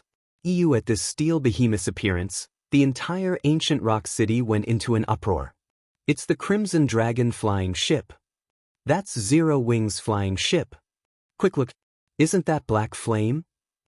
Nowadays, almost everybody in God's domain was familiar with the Crimson Dragon flying ship. After all, this thing had long since become Zero Wing's signature. Zero Wing was even using some of these flying ships to transport cargo across the sea, to the envy of many superpowers. However, Zero Wing's sudden visit to Ancient Rock City confused many of the city's players. Meanwhile, upon spotting the Crimson Dragon flying ship, the evil dark dragons patrolling the city's airspace let loose deafening roars. The 2 foe saint slayers standing guard by the city's entrance also raised their heads and gripped their weapons, going on full alert against the flying ship. As everyone in Ancient Rock City fell into panic and confusion, Feng looked down at the city below from aboard the Crimson Dragon flying ship and shouted, 5 minutes. I will give you 5 minutes to withdraw from the city if you do not wish to get dragged into Saint's Hand's problem. Anyone who doesn't withdraw after 5 minutes will disappear from God's domain together with Ancient Rock City.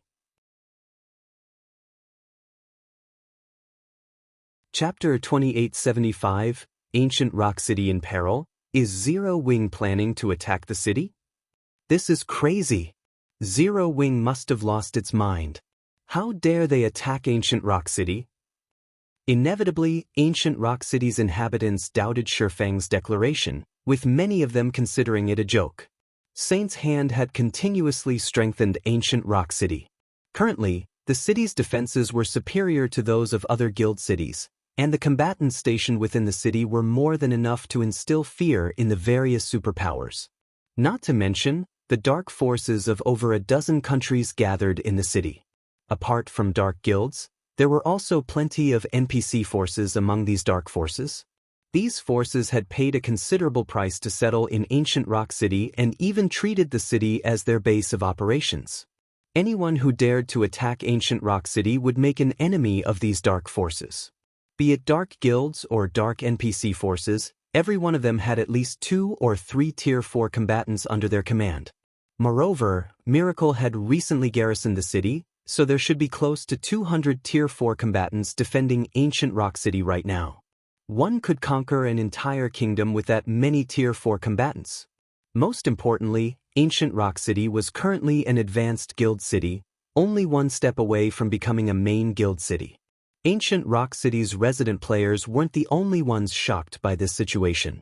Beast Emperor, who was conducting research in the City Lord's mansion, inadvertently crushed the research instrument he held when he received news of Zero Wing's sudden arrival. Black Flame, how bold of you! It seems you've gotten arrogant while I was lying low. Beast Emperor growled with a cold glint in his eyes. Lord Beast Emperor, Black Flame is rumored to have reached Tier 5 already. Should we notify the Sacred Envoy? The level 152, Tier 4 Berserker, who had made the report, asked. News of Feng's promotion to Tier 5 had long since reached the ears of God's domain's various powers. Meanwhile, a Tier 5 player was in existence. Even Saint's Hand had to be wary putting away the tools on his table. Beast Emperor glanced at Saint's Hand's guild leader, Furious Fist, and smiled lightly. No need. Call for some people and come along with me. I want to see what exactly gives Black Flame the confidence to act arrogantly in my ancient rock city. After saying so, Beast Emperor turned around and left. A robust man with black skin covered in flashing runes, who stood guard before the research room, silently trailed him. Yes, sir. Furious Fist hurriedly followed after the robust man. Less than 3 minutes after Feng's declaration, many players and adventurer teams, afraid of trouble, had already withdrawn from ancient Rock City. Only dark players and a few courageous normal players chose to remain. At the same time, players from the various dark adventurer teams and dark guilds also gathered at ancient Rock City's entrance, one after another, and watched the fleeing players. These cowards! Zero Wing sent only a few dozen players, yet these people are already running away. Zero Wing is famous, after all. It's normal for them to run away. Not to mention, Black Flame is also here. It'd be strange for them not to escape. These people are simply idiots. Zero Wing won its past battles only because of the powerful defenses of its cities. That's right. So what if Zero Wing managed to produce a Tier 5 player? We'll teach these guys what it means to offend us dark forces. The dark players revealed expressions of rage and excitement as they looked up at the Crimson Dragon flying ship. Zero Wing's reputation was through the roof right now. Moreover, Feng had gotten promoted to Tier 5. Hence, players were starting to consider Zero Wing God's domain's #1 guild. If a battle were to occur in the outside world, dark players like themselves would indeed be afraid of Feng. However, it was a different story if the battle took place inside ancient Rock City. With the city's magic array, they could still take him on with the many Tier 4 players they had. Not to mention, a large number of faux saint monsters protected ancient Rock City, including 2 superior mythic-ranked faux saint slayers. Even if they couldn't kill Feng, they could at least make the other members of Zero Wing suffer. As the 5-minute limit approached, the number of players retreating from ancient Rock City also increased. At this time, the players that had withdrawn from ancient Rock City suddenly felt a chill envelop their bodies. Even Tier 3 experts found themselves partially kneeling on the ground. The next moment, a group of 40 players flew out from the City Lord's mansion. Apart from Furious Fist and Saint's Hand's Tier 4 executives, 17 players on the team were people that none of ancient Rock City's inhabitants had ever seen before. These 17 players looked nothing like humans. Not only were their bodies pitch black, but there were also flashing runes engraved all over their bodies. These players' auras were also stronger than even that of superior mythic monsters. When combined, their auras transformed into a tsunami that swept through the entire city and its surroundings. Amazing! Is this Saint's Hand's rumored bloodstained Night Legion? That's not all. Even Beast Emperor left the City Lord's mansion. It seems we'll have a good show this time. Indeed. I heard that Beast Emperor has constantly been plotting revenge on Zero Wing after getting slaughtered at the Secret Covenant Tower. Now that Zero Wing has come knocking on his door, there's no way Beast Emperor will spare Zero Wing. The various major powers experts standing atop the city walls were surprised when they saw Beast Emperor and the Bloodstained Knights making an appearance. At the same time, they were shocked by the power Saint's Hand displayed. The superpowers on the eastern continent had always been fearful of Saint's Hand, and this situation greatly confused the various major powers. However, after seeing Saint's Hand's top combatants, they realized that the superpowers' fear of Saint's Hand wasn't without basis. Setting aside the fact that Saint's Hand had over 20 Tier 4 experts at the Void Realm or above, just the 17 rumored Bloodstained Knights were more than enough to instill fear into any player force. After all, even a Tier 4 player would tremble in fear if they had to go up against a Bloodstained Knight, let alone 17 Bloodstained Knights simultaneously. That would be a nightmare. Shortly afterward, Beast Emperor's group arrived above the city gate. Seeing this, the various powers' leadership promptly stepped forward to greet Beast Emperor. Thousand Miles, one of Miracle's Vice Guild leaders, was even among them. Thousand Miles's actions astonished the various major powers present. They never thought that even a superpower like Miracle would defer to Beast Emperor. After Beast Emperor responded to a few greetings, he flew into the air with his subordinates and glared at Feng on the Crimson Dragon flying ship. He then said coldly, "Black Flame, you and I could have stayed out of each other's way in the Orc Empire, yet you chose to come to attack me. So long as you apologize right now, I can ignore this transgression for the time being. Otherwise, none of you will be returning alive today." After Beast Emperor finished speaking, a frightening amount of evil energy erupted from the 17 bloodstained knights behind him, distorting the surrounding space and muddying it. The terrifying power within the evil energy made even those who had fled more than 1,000 yards from the city tremble. Moreover, the two foe Saint Slayers had flown to flank the Crimson Dragon flying ship, while the 30-plus evil Dark Dragons had surrounded it, thoroughly sealing off all of Zero Wing's escape routes. The fleeing players gasped at this scene. With such a force under Saint's Hand's command, the guild could take on even an empire. Damn it! I thought Saint's Hand was going to suffer this time, but it seems I miscalculated. Zero Wing has always relied on Black Flame to survive. Now, it seems Zero Wing has finally met its match. If this situation isn't handled properly, apart from Black Flame, the other Zero Wing members present probably won't leave alive. At this time, even a fool could tell how powerful Saint's Hand's forces were. It wouldn't be an exaggeration to say that even an NPC force with a Tier 5 combatant under its command wouldn't dare to offend Saint's Hand casually, let alone Zero Wing.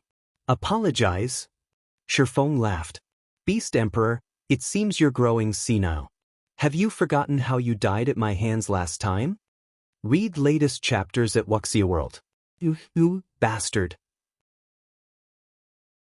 Feng's words enraged Beast Emperor. However, before Beast Emperor could say anything more, mana exploded from Feng's body. Immediately, an indescribably heavy pressure descended on the entire ancient rock city. World creation. The next moment, Beast Emperor and the others plummeted to the ground one after another. Even the Tier 4 experts standing on the city walls found themselves on one knee under the strong pressure.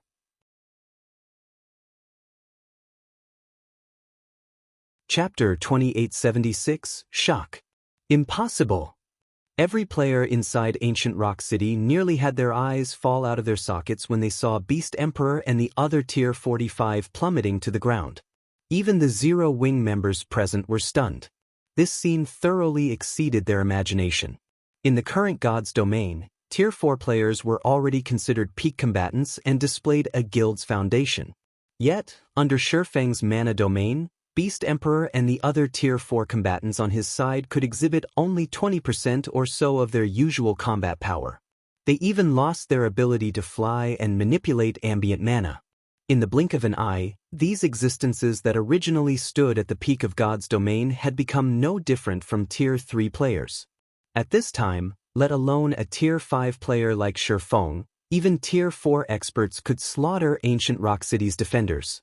This is the strength of Tier 5s? When the players who had evacuated Ancient Rock City looked at Feng hovering proudly above the city, an indescribable sense of shock and horror filled their hearts. As veteran players of God's domain, they knew that a significant difference existed between tiers. They also knew that a Tier 5 player undoubtedly stood at the apex of all players in the current God's domain. However, only after witnessing the power of a Tier 5 player did they understand how large the gap between Tier 4 and Tier 5 was. In front of a Tier 5 existence, Tier 4 players would only be making fools of themselves if they tried to win by Zerg tactics. The Tier 4 monsters among Ancient Rock City's defenders, though, weren't as badly off as the Tier 4 players. Because monsters mainly relied on their basic attributes and rarely manipulated the ambient mana to do combat, their penalty was not as large as the Tier 4 players. Regardless, the mythic-ranked evil Dark Dragons still had their combat power reduced by half, whereas the superior mythic-ranked foe Saint Slayers had theirs reduced by 30%. Moreover, all of them lost their ability to fly. Against Tier 4 players capable of flight, they would be at a significant disadvantage. Unlike everyone else, Feng wasn't surprised at the scene before him. Everyone failed to understand that his mana domain was different from the average mana domain. Existences at the world creation standard could create a small world within their mana domains. The power of such a mana domain was on an entirely different level compared to the average mana domain. Even a Tier 5 existence would be at a disadvantage if they got caught within a Tier 5 world creation expert's mana domain without any countermeasures, let alone Tier 4 players and monsters. Meanwhile, after experiencing this unexpected turn of events, a hint of fear had surfaced in Beast Emperor's eyes. Despite this situation, he still sneered, "Black Flame, don't get too delighted just yet. Don't forget that this is ancient Rock City." As soon as Beast Emperor finished speaking, an enormous, threefold magic array manifested from the City Lord's mansion. After the magic array gathered mana from the surroundings for a brief moment, it released pulses of mana that enveloped the city. Immediately, the city defenders felt the heavy pressure on their bodies disappear. Now, although Feng's mana domain still subjected everyone to a certain degree of suppression, their combat power had recovered to 80% of their usual. More importantly, they had also regained their ability to fly. Feng was slightly surprised when he looked at the barrier enveloping ancient Rock City. What a powerful barrier. It seems you've invested quite a lot into this city. His mana domain could render even master magic barriers useless. One would need to use at least a Grandmaster magic barrier to contend with his mana domain. Meanwhile, Grandmaster magic arrays were incredibly rare in God's domain, let alone a Grandmaster magic array that could cover an entire city. The value of every set of scrolls for such a magic array could rival that of fragmented legendary items. Black Flame, do you think you're the only one with the means to defend cities? Looking at Feng, Beast Emperor sneered. This is an ancient Grandmaster magic array. Although ancient Rock City hasn't reached the main city level yet, it is no weaker than a main city in terms of defense. Although you're Tier 5, don't even think about taking down ancient Rock City. A main city's defensive magic array was wholly capable of withstanding Tier 5 attacks. So long as the magic array had a constant energy supply, even Tier 5 existences shouldn't think of penetrating it. Meanwhile, exhausting the energy supply of a main city's defensive magic array wasn't something just one Tier 5 existence could accomplish. One would need several Tier 5 individuals or siege weapons with Tier 5 destructive power to do so. However, Zero Wing only had one Tier 5 combatant now. In other words, breaking through ancient Rock City's defensive barrier would be nothing but a pipe dream. When Beast Emperor finished speaking, the members of the various powers in ancient Rock City sighed in relief. They then looked at Feng with sneers on their faces. Black Flame, so what if you're Tier 5? That's right. What can you do by yourself? When Feng had extended his mana domain before, everyone within ancient Rock City had felt strong pressure overwhelming them. Saint's Hand's Tier 4 experts were no exception. However, now that ancient Rock City had deployed its defensive magic array, even a Tier 5 player like Feng would be helpless against them. Next, all they needed to do was fight a war of attrition, something they did not fear in the slightest. After all, ancient Rock City had accumulated a massive stockpile of magic crystals from the sales of Sacred Heart amulets. Not to mention, the Outer World's NPC forces would soon begin the second war against the Eastern Continent's native forces. And in this upcoming war, the Outer World forces would set Zero Wing as their primary target. Zero Wing couldn't afford a war of attrition with ancient Rock City at all. The longer it fought, the worse off it would be in the upcoming war. Guild leader, let's attack the barrier together. I want to see how long it can last against our combined attacks. Fire Dance said, gnashing her teeth as she looked at ancient Rock City's arrogant residents. That's right. If it spells with Tier 5 power, I can use a few as well. I refuse to believe we can't break this barrier. Zhao Yueru said, nodding in agreement with Fire Dance. For other Tier 4 players, exhibiting Tier 5 power would indeed be a challenging task. However, her Frostflame's Wrath was a top-tier fragmented legendary weapon. With it, the Fire and Ice-type Tier 4 spells she cast could exhibit Tier 5 power. No, that won't be necessary, Feng said, shaking his head. Zhao Yueru was a bona fide mobile turret. If he hadn't gotten promoted to Tier 5, she would rank at the very top of Zero Wing in terms of firepower. However, besieging a city was different from attacking monsters. The defenders inside the city could launch attacks to counter Zhao Yueru's spells. The defenders could even target her directly, preventing her from casting her spells altogether. This would drastically reduce Zhao Yueru's ability to damage the defensive magic array. Having only the occasional Tier 5 attack land on the defensive magic array would yield hardly any effect. But we can't just sit still and do nothing, right? Zhao Yueru said in annoyance. Although she knew that she couldn't contribute much, it was still better than nothing. Moreover, if they allowed Saint's Hand to continue behaving so arrogantly, it would deal a massive blow to Zero Wing's morale. After all, Zero Wing had already declared to the public that it would capture Ancient Rock City. Currently, everyone was watching this fight. The various powers absent from this battlefield were no exception. They were all observing every detail of the battlefield and tensely awaiting the outcome of this siege.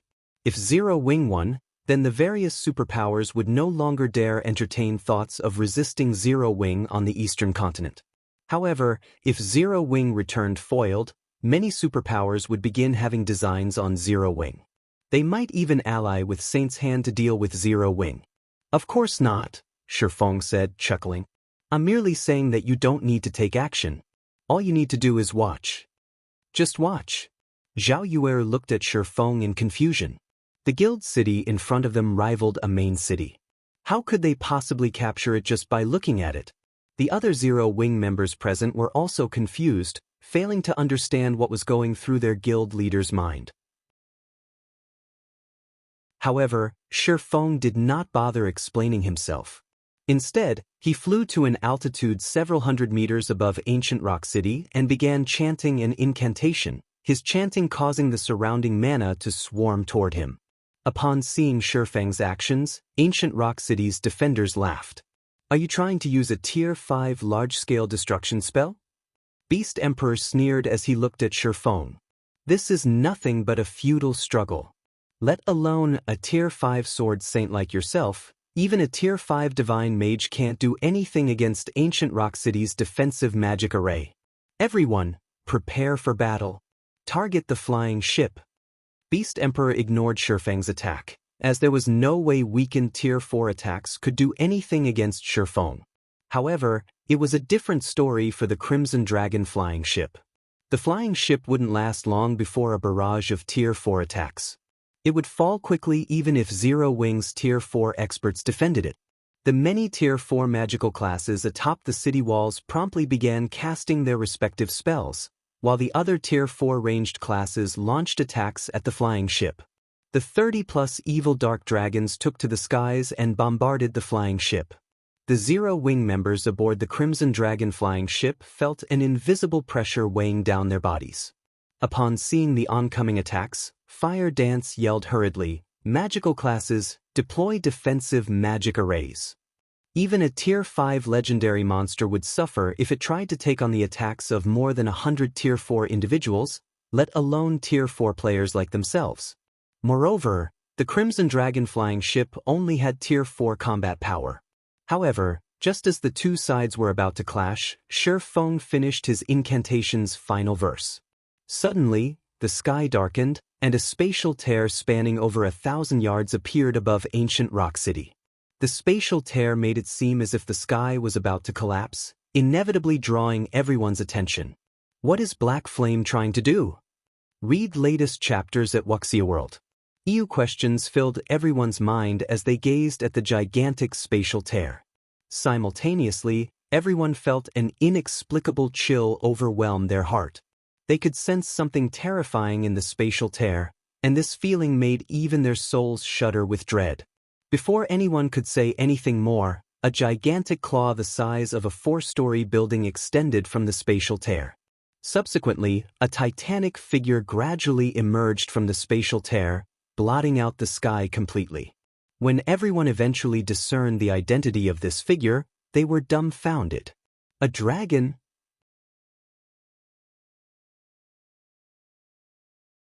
Chapter 2877, Divine Dragon's Might. A Tier 4 dragon?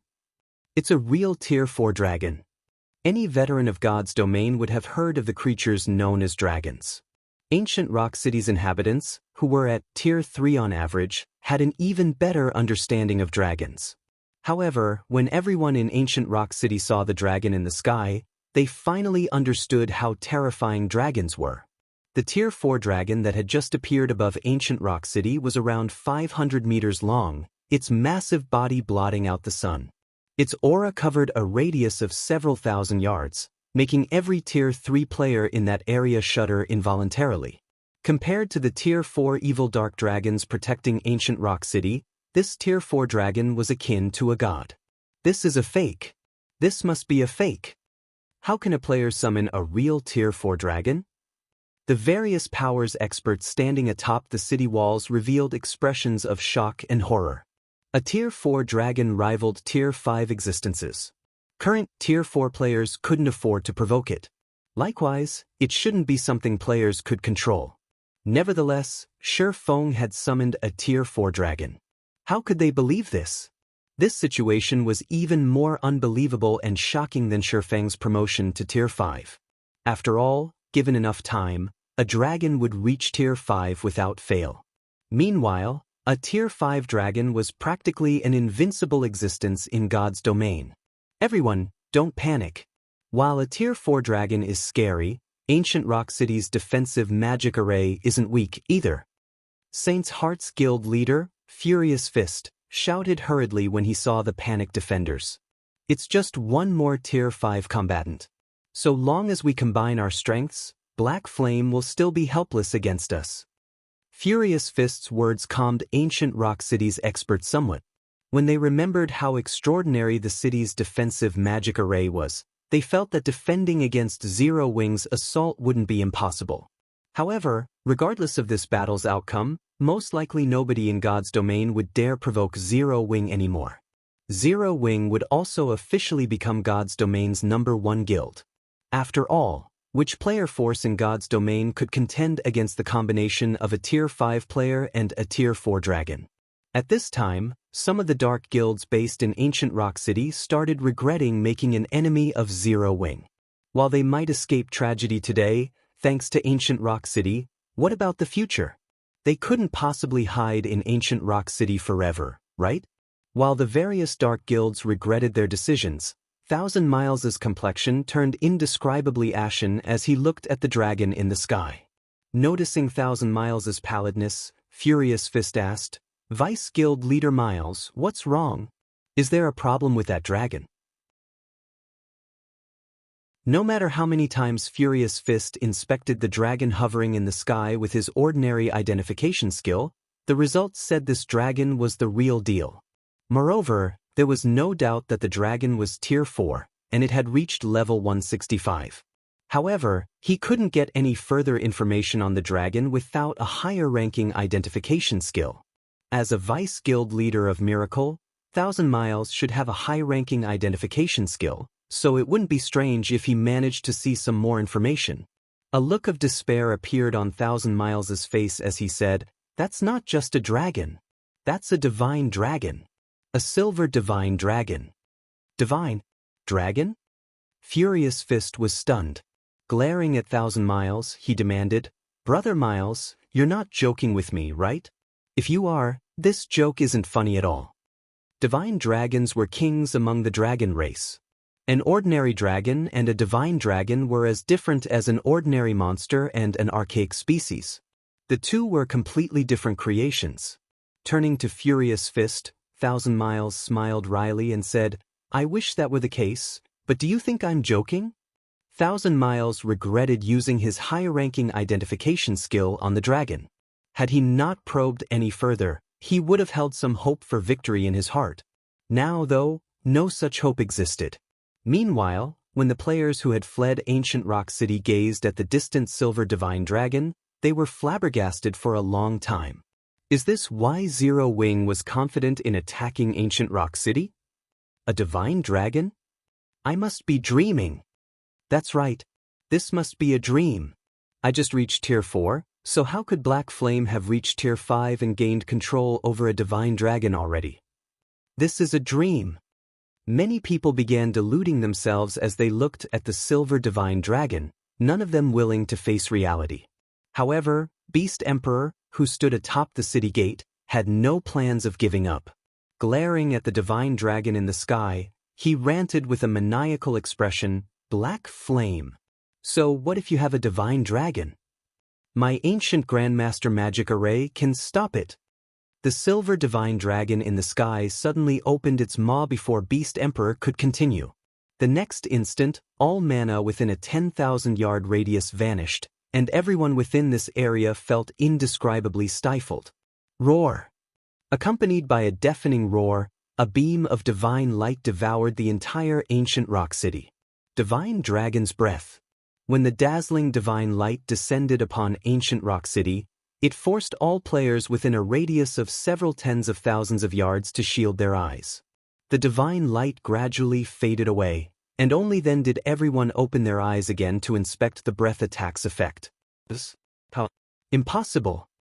When the players standing several thousand yards from ancient rock city saw the city again, they were utterly dumbfounded. The divine dragon's breath didn't just shatter ancient rock city's defensive magic array. It had even vaporized the towering city lord's mansion at the center of the city along with almost every player and building in the city. Taking their place was a massive crater that spanned the entire city. Only the Tier 4 experts on the city walls who managed to activate their life-saving skills in time and the 2 faux saint slayers had survived the attack. Everything inside ancient rock city's perimeter wall had been reduced to a wasteland. No. This isn't possible.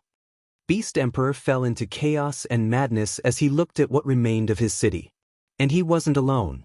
Furious Fist's mind also stopped working at this cataclysmic scene, his body crumbling powerlessly to the ground. B all of the investments we've made. All of the forces we've gathered. Gone. As if they were nothing but a joke. 1,000 Miles, who had also survived the ordeal, was rendered speechless for a long time. One attack. It had taken just one attack for ancient rock city, a city rivaling main cities, to disappear. Who could believe this? Zero Wings members aboard the Crimson Dragon flying ship were similarly stunned by this scene.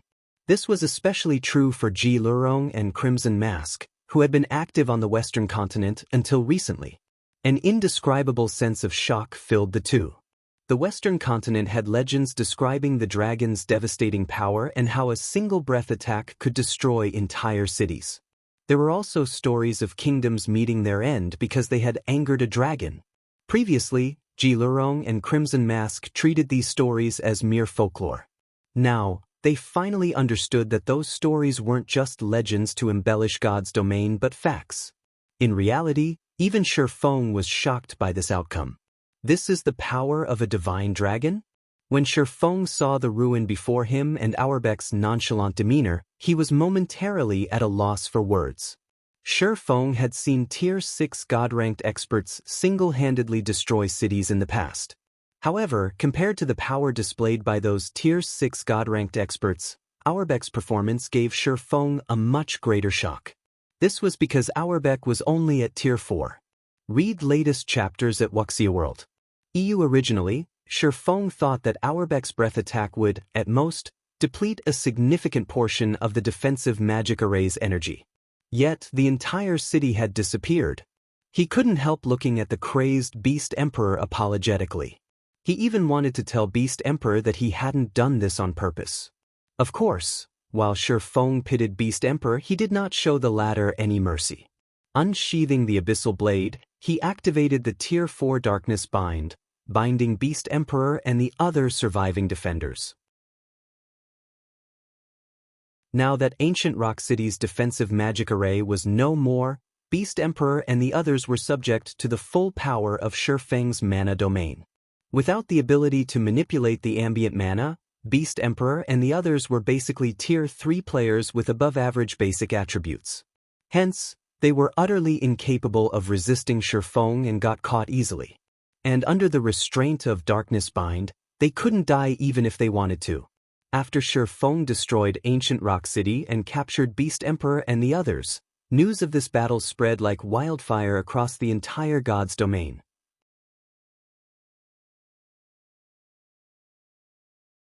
Chapter 2878, Ancient Rock City's Secret Fire Dragon Empire, Flame Dragon City, Mythology's Residence.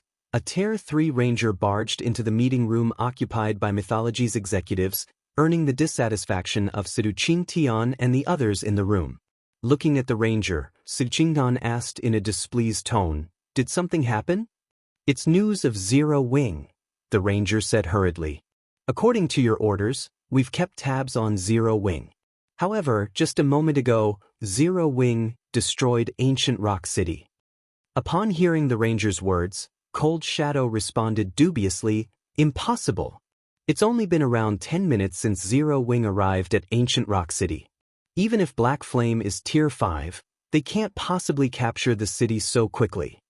Ancient Rock City was Beast Emperor's base, and the man had long since armed the city to the teeth. Beast Emperor also had the evil god's temple's backing, a powerful existence capable of going against the war god's temple. Although Feng was a Tier 5 player, capturing Ancient Rock City should be tough. No. Vice Guild leader, Zero Wing didn't capture Ancient Rock City. It razed the entire city in one blow. Ancient Rock City is now a ruin. The ranger countered, shaking his head. He then took out a magic crystal recorder and placed it on the meeting table. "This is the battle video we received." Immediately, the magic crystal recorder projected the image of a dragon. With just one breath attack, this dragon leveled the entire Ancient Rock City, leaving nothing unscathed. A Tier 4 divine dragon. It managed to destroy the entire Ancient Rock City in one hit? Deathly silence enveloped the meeting room momentarily as Mythology's executives stared at the video projection with gloomy expressions. Shock and fear also surfaced in their eyes. Their astonishment was so obvious that even the reporting Tier 3 ranger could sense it. No wonder he dared refuse our two guilds' partnership. So this is the reason for his confidence. Cold Shadow looked at the Tier 4 divine dragon and the ruined Ancient Rock City in the video with complicated feelings. Feng had been a minor character unworthy of her attention in the past when Zero Wing was a guild reliant on external items to defend its territories. Yet, both Feng and Zero Wing were now bona fide titans that even Mythology could not and would not dare to offend. What was even more laughable was that just a moment ago, Mythology's executives had been discussing how to take revenge on Zero Wing in secret. Now, however, Black Flame, I indeed underestimated you before. Sidu Qingtian's gaze grew cold as he looked at the video projection. Repressing the reluctance in his heart, he uttered slowly, "Temporarily halt all retaliation against Zero Wing we discussed before." Practically every superpower in God's domain had heard about Feng killing Sidu Qingtian in Zero Wing City. As a result, Sidu Qingtian's reputation had taken a nosedive. Although Sidu Qingtian yearned to take revenge on Zero Wing, he knew full well that doing so right now would be no different from suicide. With the combined strength of a Tier 5 player and such a frightening divine dragon, Zero Wing could destroy every guild city in God's domain. Damn it! Are we going to let Zero Wing go, just like that? A Mythology executive complained in a hate-filled voice. Sidu Qingtian shook his head. Looking at Feng's projected image, he sneered, "Of course not. There is only one thing we need to do now, and that is wait. We wait until the start of the Second War. Even if Zero Wing has Black Flame and that divine dragon, it still can't stop the Outer World's advance. Also, start searching ancient ruins for clues to the Tier 5 promotion. Spare no cost at all. We must have our own Tier 5. Although Sidu Qingtian did not wish to admit it, the era of Tier 4 was already over. Tier 5 players would rule the future. If Mythology did not have its own Tier 5 player, its position as one of the 5 great super guilds would be in danger. Shortly after Sidu Qingtian issued his command, the other superpowers of God's domain also issued similar commands. They frantically searched ancient ruins for clues to help their Tier 4 experts get promoted to Tier 5 as quickly as possible while quietly awaiting the arrival of the Second War of Worlds. Meanwhile, inside the Orc Empire's ancient rock city, Fire Dance and the other Tier 4 experts of Zero Wing finally killed the two surviving foe Saint Slayers. The deaths of the two superior mythic monsters granted everyone a generous amount of EXP, and they all managed to gain at least one level. However, compared to the EXP the foe Saint Slayers contributed, Feng was more interested in the pitch-black stones the two monsters dropped after death. Previously, whenever players killed mythic-ranked foe Saint monsters, the player who landed the finishing blow would have a dark gray mist invade their body. This gray mist would increase the player's affinity with mana for a lengthy period. This was also why Feng had not taken action against the foe Saint Slayers and had instead allowed Fire Dance and the others to kill the two monsters. Yet, the two Slayers did not release any mist from their bodies. Instead, they each dropped a fist-sized stone. What dense soul energy! Feng was surprised when he spread his senses across the two black stones. When his concentration had reached Tier 5, his soul had also undergone a qualitative improvement. It was akin to his soul liquefying. However, compared to the soul energy in the pitch-black stone, his soul energy was nothing. After all, these two stones were solidified soul energy. Guild leader, are those things useful? Kola asked curiously as he looked at the black stones in Feng's hands. More than that. Smiling, Feng said to Zero Wing's members, they're even better than fragmented legendary items. Is there anyone here with concentration at the Tier 4 peak standard? After Zero Wing's members exchanged glances, only Violet Cloud stepped forward. Guild leader, my concentration reached the Tier 4 peak standard recently. However, the two vice guild leaders should have reached this standard too. Could take this soul stone. Afterward, find a quiet place and eat it. It should increase your concentration standard. If you're lucky, you might even raise it to Tier 5, Feng said as he handed one of the black stones to Violet Cloud. He then said to the others, if anyone else manages to reach the Tier 4 peak standard, you can get this soul stone from me. The other Zero Wing members nodded their heads, none of them objecting to Feng's method of distribution. However, when Beast Emperor, who was restrained in a corner, saw Feng's actions, he dearly wanted to strangle Feng to death. Feng was actually treating the two foe Saint Slayers' cores as a snack and letting others eat them. This was simply outrageous. He had fed the two foe Saint Slayers the souls of tens of thousands of Tier 3 players to transform their cores into a soul core. So long as he had a soul core, he could create another foe Saint Slayer. Yet, Violet Cloud received one of these soul cores as a snack. Black Flame, you'll pay for this. Beast Emperor bellowed as he glared at Feng. It doesn't matter even if you caught me. The evil god's temple's rise is already a foregone conclusion. At that time, the foe saint army will devour everyone from Zero Wing. Foregone conclusion? Feng laughed. Looking at the restrained Beast Emperor, he pointed at the ruined saint's hand residence in the distance and asked, are you talking about that secret land beneath your guild residence? I don't know what you're talking about. Beast Emperor stammered in a panic. No need to pretend. Do you think Tier 5 is a joke?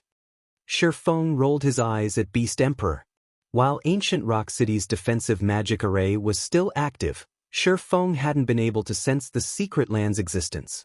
However, with the defensive magic array gone, nothing in Ancient Rock City could hide from his Tier 5 world creation mana domain. Moreover, Feng had already been suspicious about how Beast Emperor had managed to develop Ancient Rock City to its current level.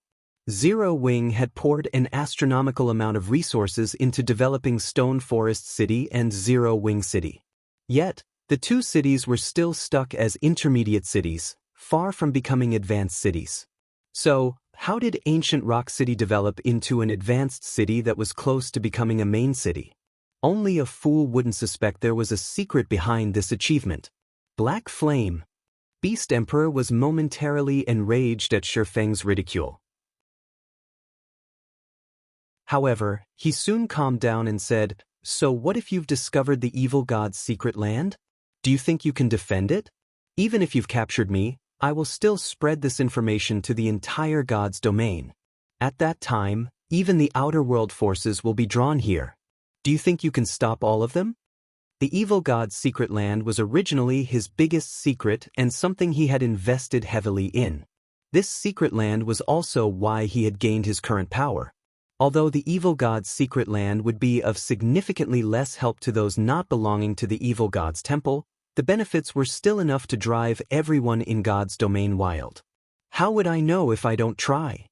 Suddenly, Feng executed a slash at Furious Fist, instantly killing him. As Furious Fist collapsed reluctantly to the ground and transformed into countless particles of light, 2 items appeared in his place. Of the 2 items Furious Fist dropped, one was a piece of epic equipment, while the other was a token. Beast Emperor's complexion paled when he saw the token.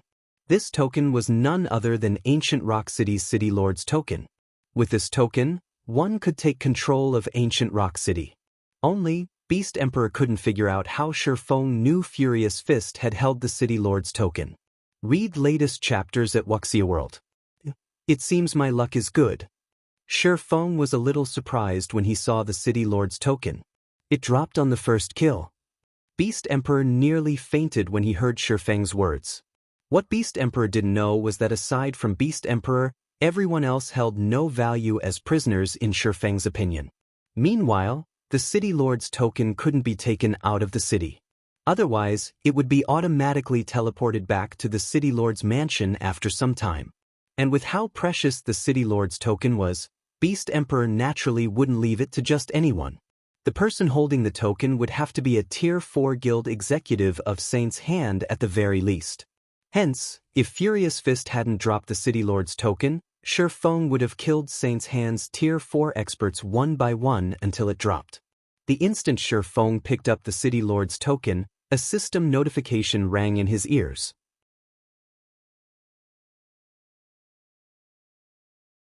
Chapter 2879, Colossal Wealth System. Congratulations! You have obtained Ancient Rock City's City Lord's token. Do you wish to bind the token? Once bound, you will become Ancient Rock City's ruler and obtain full authority over the city. Feng chose to bind the token without hesitation. System, binding in progress. You will have full authority over Ancient Rock City after 4 hours. You should not move beyond 1,000 yards from the city during these 4 hours. If you leave this area or get killed during this time, the binding process will be cancelled, and you may not make another binding attempt for 1 natural day. CS 4 hours? Feng was a little surprised by the notification. Has it reached the main city standard already? When one tried to bind the City Lord's token of a guild city, the binding time would depend on the city's rank. Main city-level guild cities normally took 4 to 6 hours to bind. Guild leader, did something happen? Fire Dance asked when she saw Feng's strange expression. It's nothing.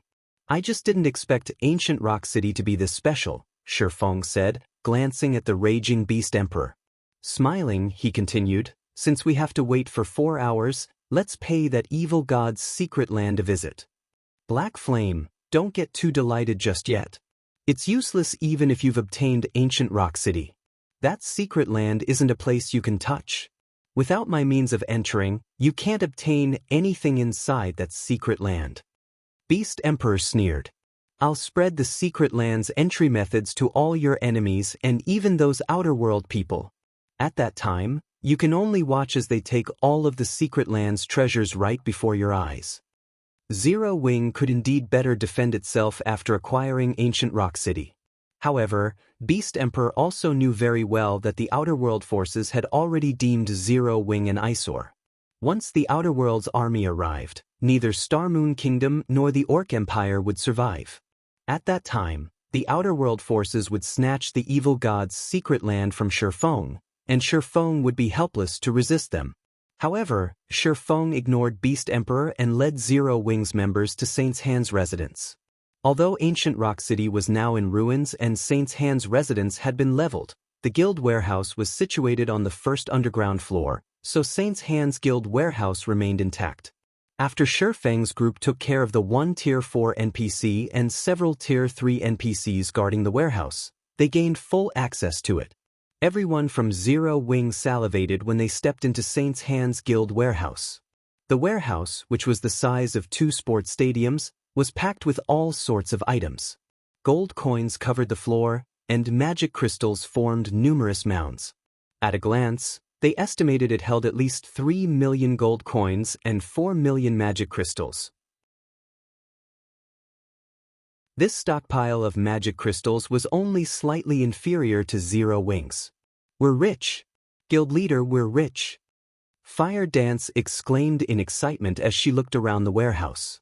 "With all these coins and magic crystals, we won't have to worry about upgrading the buildings of our cities anymore." Zero Wing City's public opening had indeed generated a lot of additional income. Unfortunately, the guild's expenditures still exceeded that amount. This was because Zero Wing City's public opening necessitated an increase in the city's security. The city had to recruit many NPC soldiers to fill as many of the 30,000 slots as possible. While Zero Wing could skim on the benefits provided to the hired soldiers by virtue of Zero Wing City being a main city, the cost of employing level 150 plus, Tier 3 NPCs was still high. With everything taken into account, maintaining a Tier 3 NPC cost 5 gold coins. If Zero Wing City filled all 30,000 of its soldier slots with Tier 3 NPCs, the NPC soldiers' daily upkeep alone would total 150,000 gold. Moreover, this still did not include the NPC's weapons and equipment or the maintenance cost for the Tier 4 NPCs hired. Simply put, Zero Wing's daily expenditure had skyrocketed after Zero Wing City's public opening. At this time, the guild's stockpile of coins was close to empty. Fortunately, thanks to Saint's Hand's contribution, Zero Wing's warehouse would soon be rich again. Seeing Fire Dance's joy, Feng chose to hide the fact that Ancient Rock City's reconstruction would probably eat up all of this money. Zero Wing might even need to provide additional funds. "Guild leader, come here quick. There are 7 luminaries crystals here," Blackie said after opening a chest as tall as he was. With glittering eyes, he continued, "There are at least 50,000 units here. That's even more than what we have." Before Feng left for the Western continent, he had tasked Blackie with acquiring as many 7 luminaries crystals as possible. Hence, Blackie placed particular importance on the crystals. However, Zero Wing's warehouse currently had only around 30,000 units of 7 luminaries crystal despite his efforts. And if it weren't for Zero Wing having a monopoly over the Arctic Canyon, this amount would be even lower. Yet, Saint's Hand's warehouse had more than 50,000 units of 7 luminaries crystal. "That's nothing. Blackie, come over to my spot. I'll let you know what real wealth is," shouted Cola, who stood in another corner of the warehouse, as he pointed at the several hill-sized chests beside him. "All of these chests here are full of epic materials or above. From what I can tell, there are at least 300,000 epic materials, 20,000 inferior legendary materials, and 3,000 legendary materials." Everyone, including Feng, was stunned when they heard Cola's words. This was on the level of a kingdom's treasury. Ordinary kingdoms might not even reach the standard. Only high-ranking kingdoms would have so many rare materials. However, upon hearing Cola's words, Beast Emperor, who had been dragged along to the warehouse, turned livid, his eyes becoming bloodshot. He had accumulated these materials by ransacking multiple kingdoms with the Faux Saint army and destroying numerous NPC cities. Yet all his efforts had ended up benefiting Zero Wing. Afterward, Feng tasked Blackie with sweeping through the warehouse and transporting everything back to the guild warehouse in Zero Wing City. He then brought Fire Dance and the others to a secret room on the 2nd underground floor. Read latest chapters at Wuxia World. The secret room was only the size of a basketball court, with a pitch-black door in the middle of it. Upon entering the room, Fire Dance and the others felt an incomparably powerful pressure enveloping their bodies. Fire Dance had unlocked her mana body beyond the 110% completion rate already, yet even she had difficulty walking inside the secret room. After 3 steps, the pressure was so strong that she couldn't move her body. If an ordinary Tier 4 player were to enter this room, they would most likely crumple to the floor, unable to advance even a single step. "Ha! I already said that you people would never be able to touch the evil god's secret land." Beast Emperor laughed when he saw Fire Dance and the others immobilized. He then looked at Feng and taunted, "Black Flame, it's the same even if you're tier 5. Without my special method, none of you should think of entering." Beast Emperor had reached the peak of tier 4 already. He also had the benefit of being an evil god worshipper. Nevertheless, he still struggled to enter the evil god's secret land. This was why Beast Emperor was confident that Feng would be helpless against the evil god's secret land even though he had discovered its existence. "Is that so?" Feng stepped into the secret room after glancing at the laughing Beast Emperor.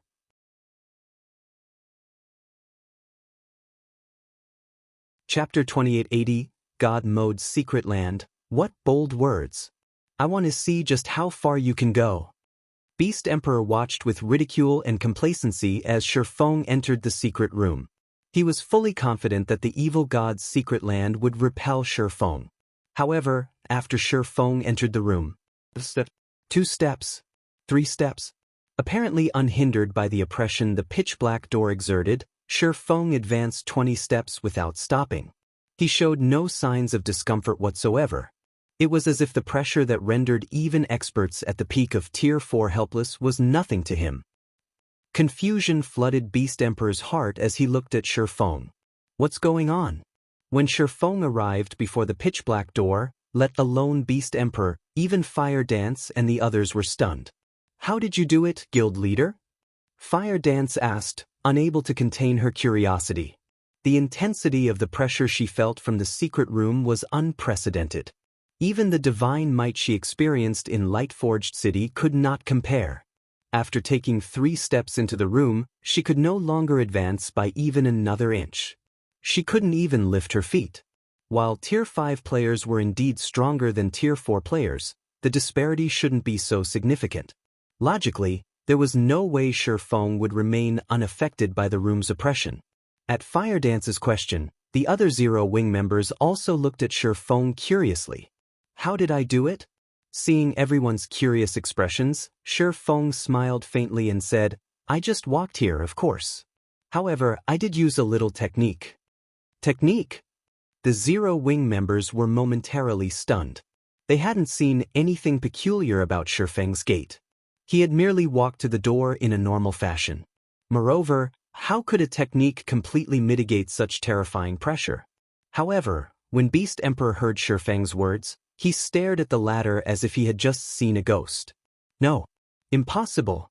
Who are you? How can you know such a technique?" There was indeed a trick to approaching the pitch-black door. However, Beast Emperor had never told anyone this trick. He was the only player in God's domain who knew it. Moreover, even if one knew the trick, one still couldn't approach the door without the evil god's blessing. Feng couldn't help rolling his eyes at Beast Emperor. The technique required to approach this door is indeed complicated, but do you think the fundamental technique to manipulate the various elements of mana is unique to the evil god's temple? When Feng saw the pitch-black door and the hurdle Fire Dance and the others faced after entering the secret room, he quickly noticed a similarity between the secret room and the Dragon Temple's trial area. In the Dragon Temple's trial, players had to construct a bridge using mana's various elements. The secret room, on the other hand, was filled with chaotic mana. The closer to the pitch-black door, the more chaotic the ambient mana was. What players needed to do was return this chaotic mana to its original state. Only by doing so could players approach the door. Simply put, both places tested players' usage of the various elements of mana. For Feng, who had already mastered the basic usage of the various elements of mana, approaching the pitch-black door was a walk in the park. It was much easier than the trial in the Dragon Temple, which had required him to expend a lot of concentration and manipulate a significant amount of mana. The secret room, on the other hand, did not put a burden on his concentration or require him to manipulate a lot of mana. The secret land aside, this room is quite a good training spot for those seeking to learn the basic usage of the various elements of mana. Scrutinizing the secret room, Feng said happily, "I was worrying about how to help everyone accomplish this, so this saves me a lot of time." It wasn't easy to learn to manipulate the various elements of mana independently. Even if he provided Zero Wings members with an explanation, The learning process would be highly inefficient without a reference. They could be taking a dead end for all they knew. The secret room just so happened to provide players with an environment for testing their application of the various elements of mana. It was undoubtedly a precious training ground. One would also have an easier time getting promoted to Tier 5 if they trained here, as having the ability to manipulate the individual elements of mana was crucial in constructing a Tier 5 mana body. When Beast Emperor heard Feng's words, he promptly fainted. Ignoring the unconscious Beast Emperor, Feng set his sights on the pitch-black door. The door was 5 meters tall and 2 meters wide, made of a material Feng didn't recognize. When he opened the door, a pitch-black whirlpool greeted him. The vortex exuded divine might, and players at Tier 4 or below shouldn't even think of setting foot into this whirlpool. After Feng inspected the whirlpool with omniscient eyes, a few lines of information appeared before him. Evil God's Secret Land, God Mode Secret Land Raid Level 150 to 200. What a powerful secret land. The displayed information astonished Feng. Now, he understood why Beast Emperor was confident he couldn't obtain the Evil God's Secret Land. Secret lands were like dungeons in God's domain. The higher their ranking, the higher their raid difficulty. God Mode was the highest difficulty for secret lands. Unlike dungeons, though, secret lands would not reset. According to Feng's memories, there were less than 10 level 150 plus God Mode secret lands in the entire God's domain. Meanwhile, even Tier 6 God-ranked experts could fall in a level 150 plus God Mode secret land. However, countless player forces would seek to enter a level 150 plus God Mode secret land. It was also a place all Tier 5 players had to enter. This was because these secret lands held clues to the Tier 6 promotion. Which player who had climbed to Tier 5 wouldn't wish to advance further and reach Tier 6? Hence, God's domain's various forces would fight over any level 150 plus God Mode secret land that appeared. It seems I'll now have to defend Ancient Rock City, no matter what. Feng sighed as he looked at the Evil God's secret land. Due to the Outer World Force's invasion, he had intended to defend Ancient Rock City only temporarily. After all, Zero Wing had limited combat power. In its current state, just defending the guild cities it already had from the Outer World's player and NPC forces would be difficult. Adding Ancient Rock City to the list would only make things even more difficult for the guild. However, the Evil God's secret land was extraordinary. Feng might have ignored it if it were only an Azura mode secret land, but a level 150 plus God mode secret land was something he had to protect at all costs. After all, finding another secret land of such caliber wouldn't be easy, even for him. The entrances of level 150 plus God mode secret lands typically appeared at random locations and existed for only a set period. Thus, none of the superpowers in his previous life had ever managed to occupy a level 150 plus God mode secret land. On the other hand, the entrance to the Evil God's secret land in Ancient Rock City was fixed. This increased the entrance's value drastically. Moreover, this Evil God's secret land might very well hold the key to Feng's promotion to Tier 6. Read latest chapters at Wuxia World. Following this, Zero Wing's logistics members began ransacking Saint's Hand's warehouse, while Feng taught Fire Dance and the others the fundamental technique to manipulate mana's various elements. Like so, 4 hours went by in the blink of an eye, and Feng received a notification. System, congratulations. You have become Ancient Rock City's ruler. Do you wish to reconstruct Ancient Rock City? Reconstruct, Feng said in a determined tone. System, a God mode secret land has been discovered. Do you wish to integrate the secret land with Ancient Rock City?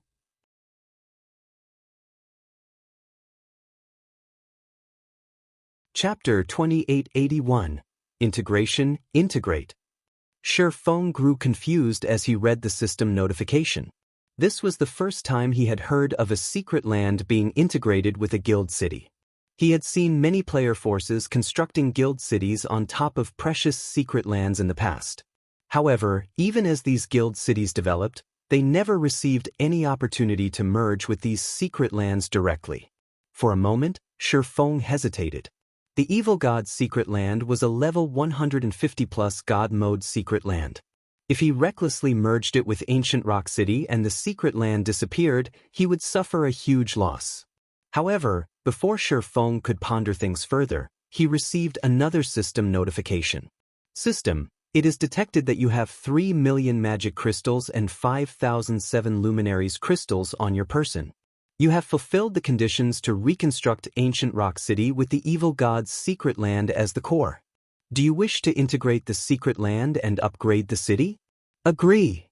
Feng agreed without hesitation when he heard the contents of the notification. There were several holy cities in God's domain, and one of these holy cities had a God mode secret land as its core.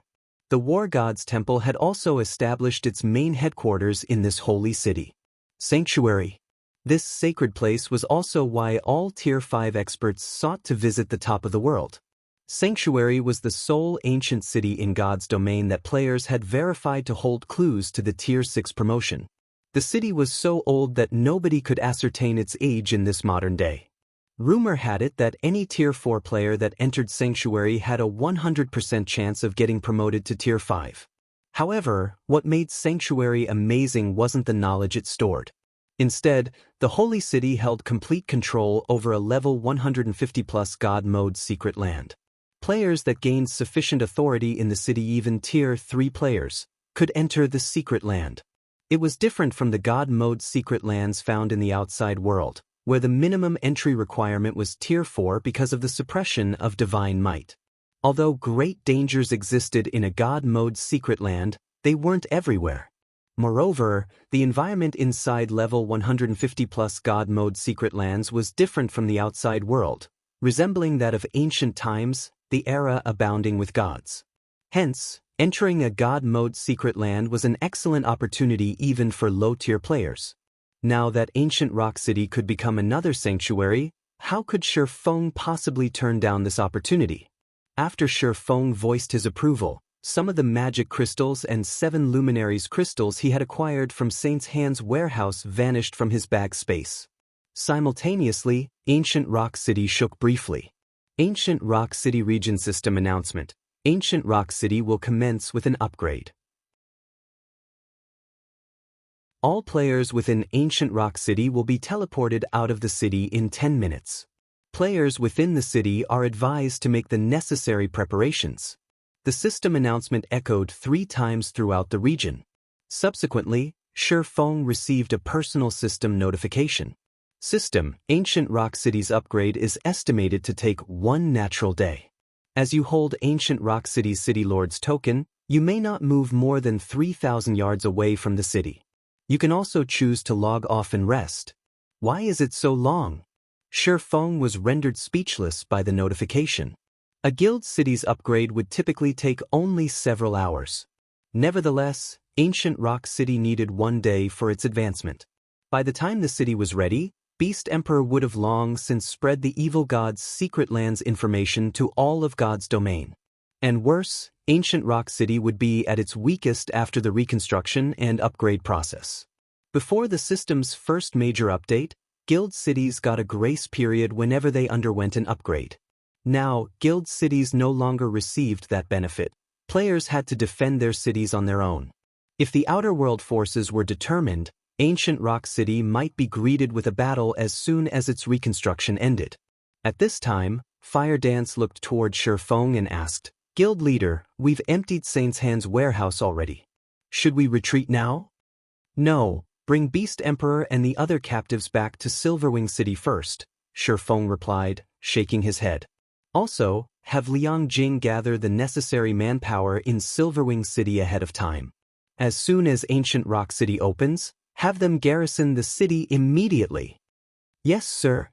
Upon hearing Feng's words, Fire Dance understood that trouble would accompany Ancient Rock City's promotion. There might even be a big battle awaiting the city. She immediately set out to execute his orders. After Fire Dance left Ancient Rock City, Feng chose to log off and rest.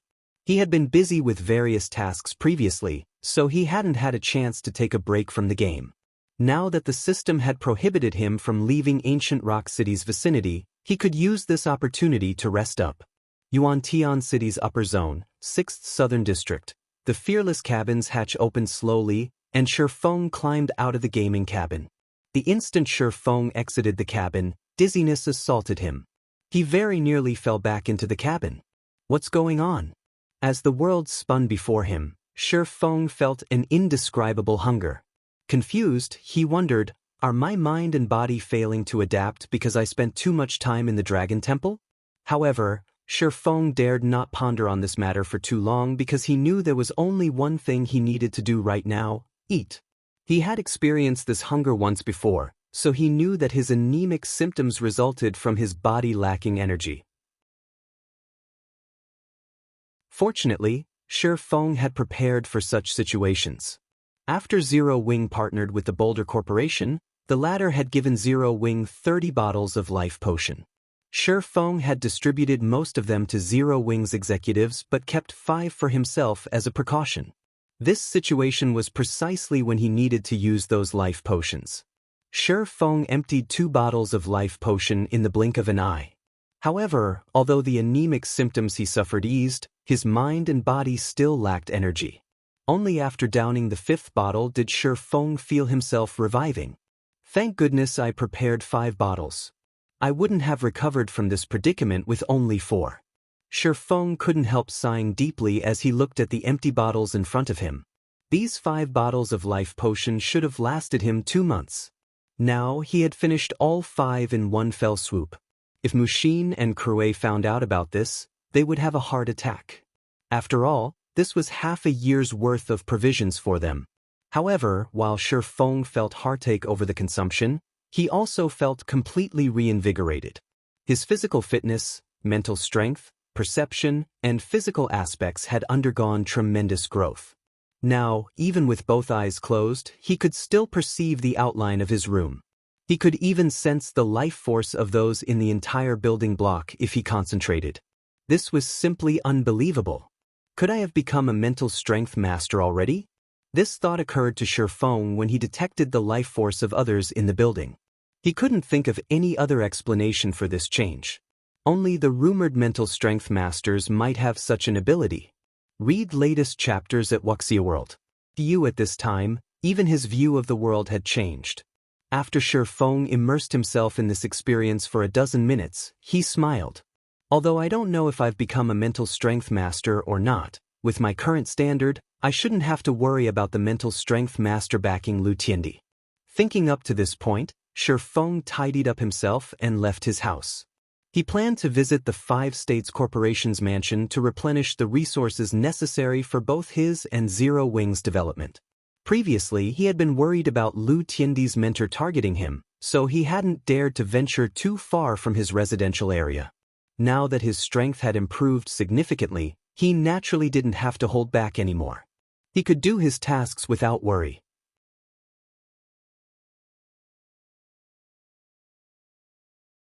Chapter 2882 Upper Zone Transaction. When Feng exited his home and looked at the surrounding streets and buildings, a faint smile appeared on his face.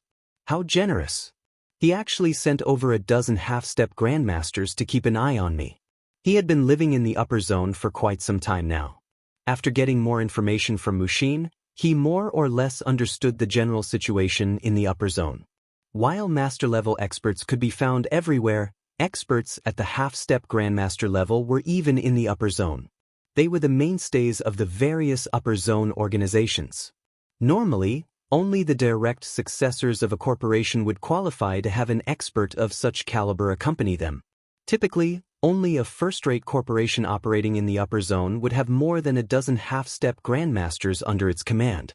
However, Feng did not pay much attention to the experts trailing him. Behaving as if he never noticed them, he made his way toward the mansion area with a smile.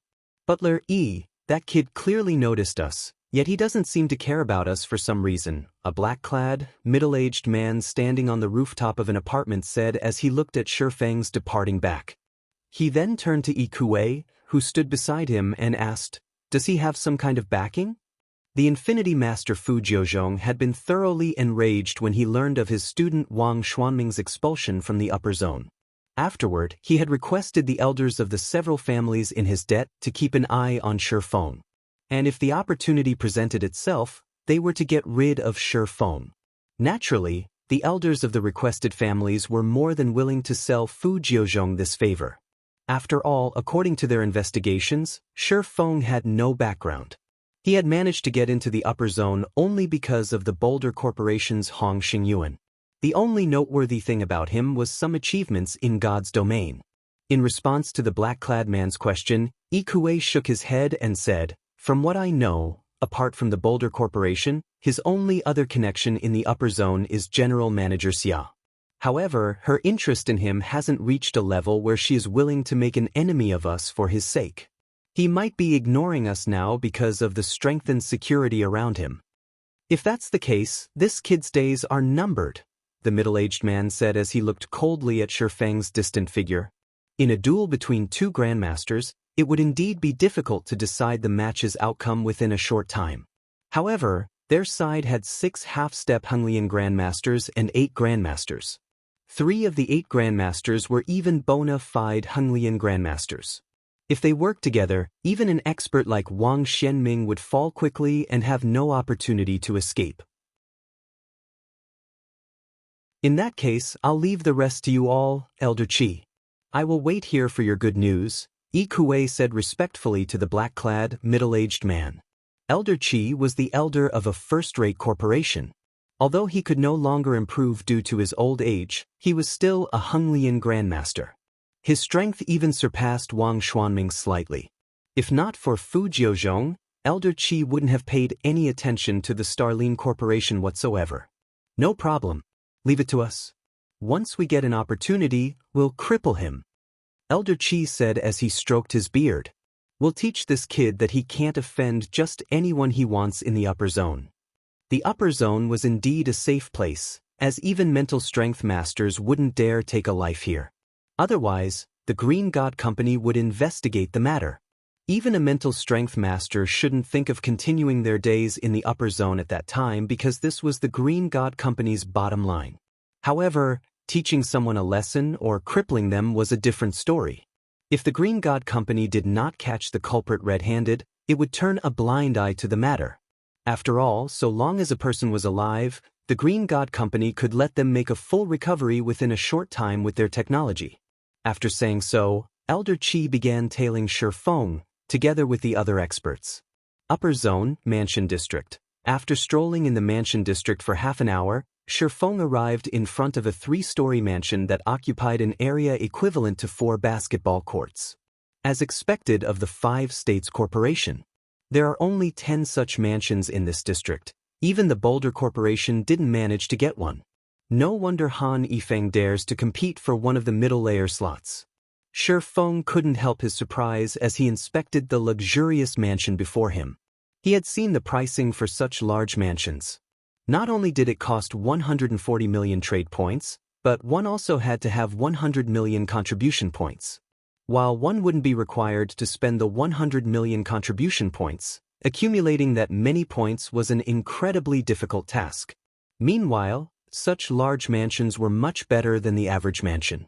Apart from offering more space, these mansions also stood closer to the waist of the mountain.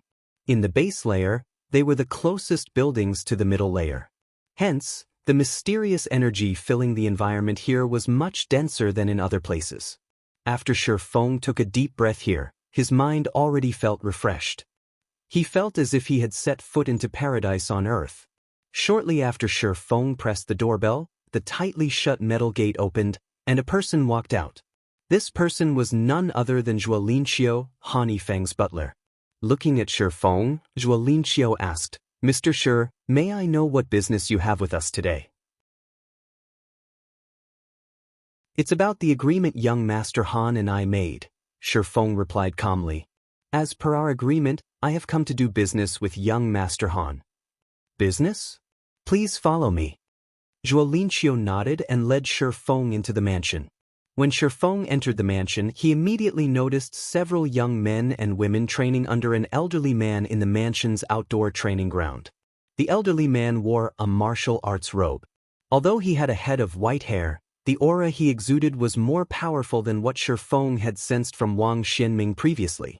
Upon Shi Feng's arrival, the young men and women turned to look at him curiously, wondering who Shi Feng was for the Five States Corporation to treat him as a guest. However, after getting berated by their elderly instructor, they promptly focused on their training again. It seems I really can't underestimate the Five States Corporation. Shi Feng was surprised when he spread his senses across the mansion. There are 6 grandmasters and more than 10 half-step grandmasters in this mansion alone. Even the Boulder Corporation doesn't have this many experts. After guiding Shi Feng to a reception room on the 3rd floor, Zhuo Linqiu pushed apart the wooden doors to the room and said, "Mr. Shi, the young master is waiting inside." Shi Feng nodded and walked into the room. He found Han Yifeng seated behind a solid wood desk with his eyes closed. Currently, Han Yifeng did not exude the slightest bit of aura and felt no different from an ordinary person. Compared to the last time Shi Feng had met him, Han Yifeng's aura had changed dramatically. Upon sensing Shi Feng's arrival, Han Yifeng opened his eyes. Revealing a faint smile, Han Yifeng said, "Brother Shi, I didn't think you would come to find me so soon. I expected you would wait for the last 10 days to get a better price." Read latest chapters at Wuxia World. EU at this point, Shi Feng's name was already known throughout Yuantian City's upper zone. Not only was he the cause of Wang Xuanming's banishment from the upper zone, but he was even Zero Wing's guild leader. The resources he had on hand tempted many of the corporations participating in this season's contribution competition. If not for Wang Xuanming's teacher, Fu Jiuzhong, many of the corporations based in Yuantian City's upper zone would have long since visited Shi Feng and proposed a partnership. I doubt that will happen. I know I am not your only source of contribution points, young Master Han. Had I waited until the last moment, I probably would have gotten a lower price instead. You might not even have wanted my points at that time, Shi Feng said, shaking his head. Originally, Shi Feng had indeed considered waiting for a better price. Now, though, he couldn't afford the delay. Zero Wing urgently needed a large amount of resources, especially life potions. The life potion was the perfect drug to improve one's physical fitness. If not for the limitation of physical fitness, Fire Dance, Lei Bao, and several other people in Zero Wing would have long since become neutralizing grandmasters. Brother Shi, you jest. In that case, we'll proceed with the 2-to-1 ratio we previously agreed on. I'll buy however many points you have, Han Yifeng said, chuckling. However, Shi Feng shook his head and countered in a determined voice, "No, I want a 1-to-1 ratio."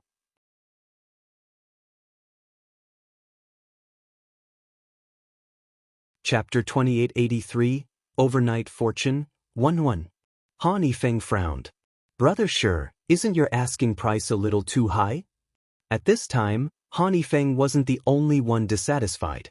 Standing by the door, Zhuo Linqiu looked at Shi Feng with a hint of anger and ridicule in his eyes. A 1-to-1 exchange ratio was something no organization operating in Yuantian City's upper zone would accept. Life potions and phantom potions served as an organization's foundation. Their stockpile was also something accumulated over many years. These potions weren't items that one could obtain on a whim. Yet, Shi Feng wanted to purchase these precious potions at a 1-to-1 exchange rate. Did he take the Five States Corporation for a fool? The Five States Corporation had many sources for contribution points. Meanwhile, these sources only sought a 2-to-1 ratio. On what basis was Shi Feng asking for a 1-to-1 ratio? Young Master Han, don't be in a hurry to refuse, Shi Feng said, smiling as he looked at Han Yifeng's cold expression. A 1-to-1 ratio is a fair price. A fair price. Han Yifeng laughed. May I know how you think it is fair, Brother Shi? Because I can guarantee you a slot to enter the middle layer, young Master Han. Shi Feng said confidently. Do you think this is a fair deal now? At Shi Feng's words, Han Yifeng's cold expression changed slightly. However, he quickly recollected himself and asked, "Those are some confident words, Brother Shi. If what you say is true, I can consider a 1-to-1 ratio. May I know what exactly you are counting on to help me?" 600,000 contribution points. That, combined with the points you already have, While I don't know if you can secure first place, getting within the top 3 shouldn't be a problem, right? According to Mushin's information, the top 3 rankers' limit should be around 1 million contribution points. It would be difficult for them to acquire more than this because one could earn only so many contribution points through real-world resources. The only other way these top rankers could acquire more points would be to obtain many 7 Luminaries crystals in God's domain. However, 7 Luminaries crystals were incredibly precious in God's domain, and even the various superpowers barely had any. BeadCure/Beansure Feng estimated that acquiring 800,000 contribution points shouldn't be a problem for the 5 States Corporation. If the corporation included his 600,000 points, it could secure one of the top 3 spots with a 100% certainty. When Shi Feng finished speaking, Zhuo Linqiu couldn't help staring at Shi Feng in disbelief, his eyes very nearly falling out of their sockets. Each of the 5 States Corporation's point sources could contribute only several tens of thousands of contribution points. After totaling the points from all sources, the corporation should gain around 600,000 contribution points. Not to mention, these sources would not necessarily sell all their points to the 5 States Corporation. After all, the upper zone's various organizations were purchasing contribution points at a high price. The 5 States Corporation would be fortunate if it could acquire 400,000 contribution points in the end. However, if the corporation could gain an additional 600,000 contribution points now, it could secure one of the top 3 spots in the competition. At this time, even Han Feng was visibly moved. 600,000? He has this much strength? In Han Feng's opinion, taking out 200,000 contribution points would be plenty impressive already. After all, 7 Luminaries crystals were not easy to acquire in God's domain. Shi Feng had even traded some with him already. With 600,000 contribution points as his base, Shi Feng could even try to fight for one of the top 3 positions himself. Shi Feng smiled when he saw Han Feng's reaction. He then asked, "What do you think, young Master Han?" If Han Feng had 1 million contribution points as his base, all he needed to do next was acquire another 300,000 points or so to solidify his victory. After pondering for a moment, Han Feng gritted his teeth and said, "That is indeed sufficient qualification. However, a 1-to-1 ratio is still too much. The 5 States Corporation can't take out so many potions in a short time.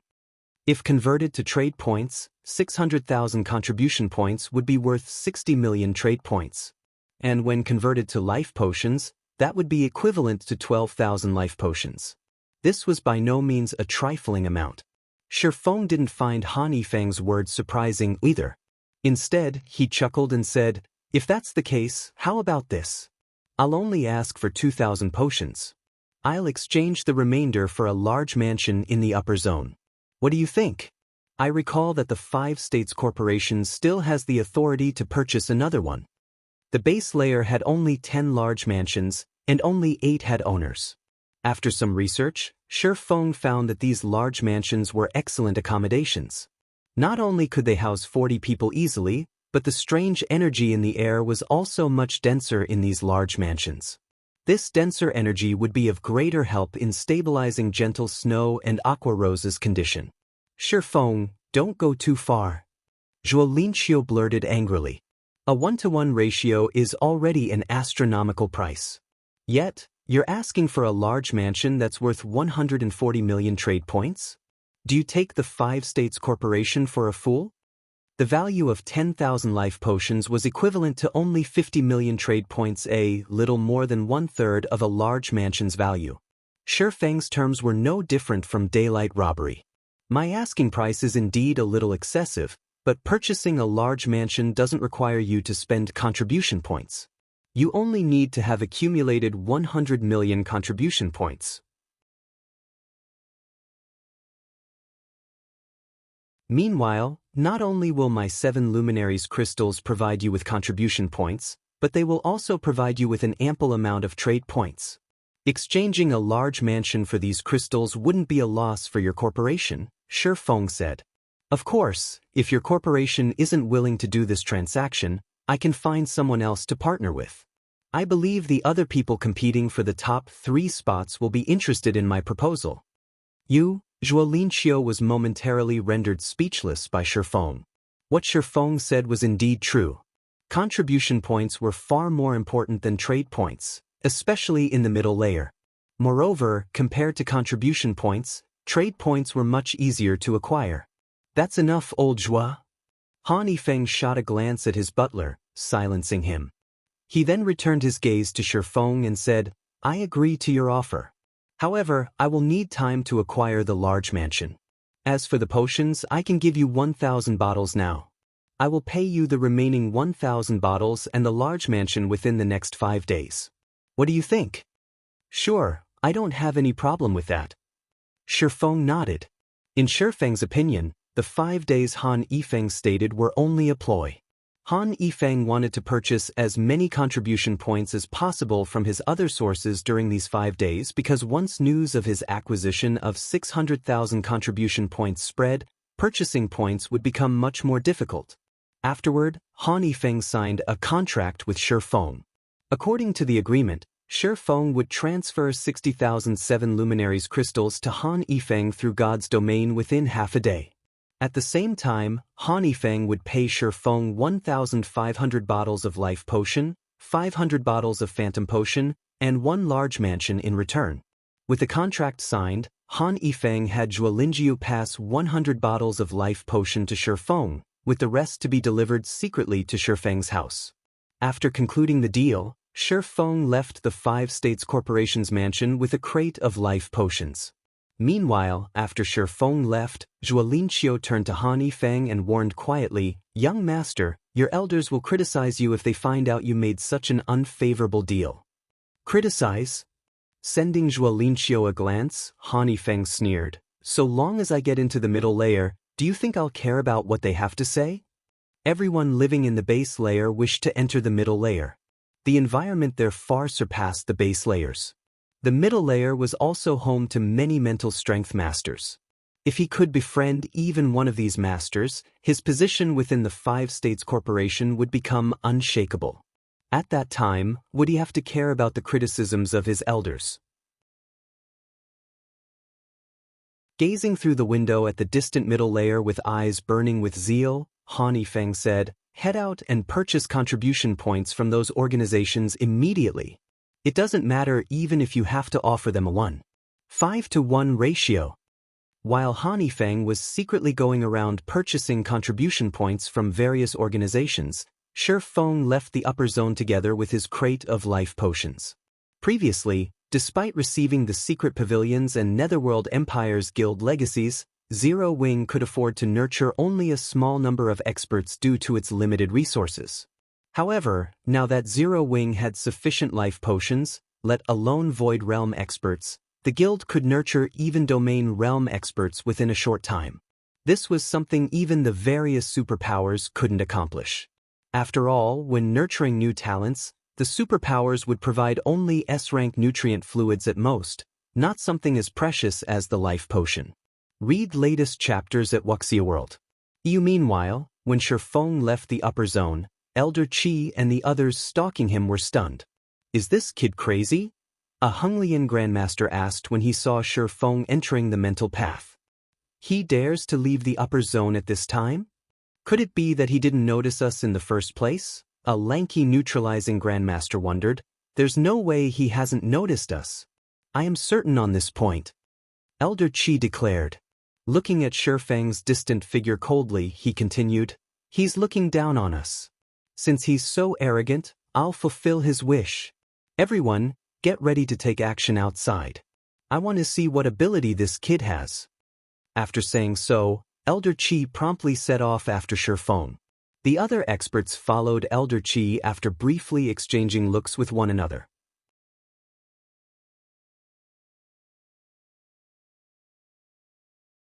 Chapter 2884, Ruthless. Feng. Fenglin City, Zero Wing's headquarters. Feng stood in front of Zero Wing's headquarters. The place had undergone significant changes since his last visit. Currently, people crowded the plaza in front of the building, many of them young men and women. These people were either waiting to enter the building or taking various tests out in the plaza. This prosperous site was even more spectacular than what could be found at the various super guilds' headquarters. As Feng made his way to the entrance, he overheard these young men and women discussing Zero Wings matters. As they spoke about Zero Wing City's training environment or the heaven-defying battle that had taken place at Ancient Rock City, their eyes glowed with anticipation. Before Feng could reach the entrance, a long-haired man in his 30s approached him. Looking at Feng, who was clad in sportswear, the long-haired man said in a friendly tone, "Friend, you're here to join Zero Wing, right?" "Me? Join Zero Wing?"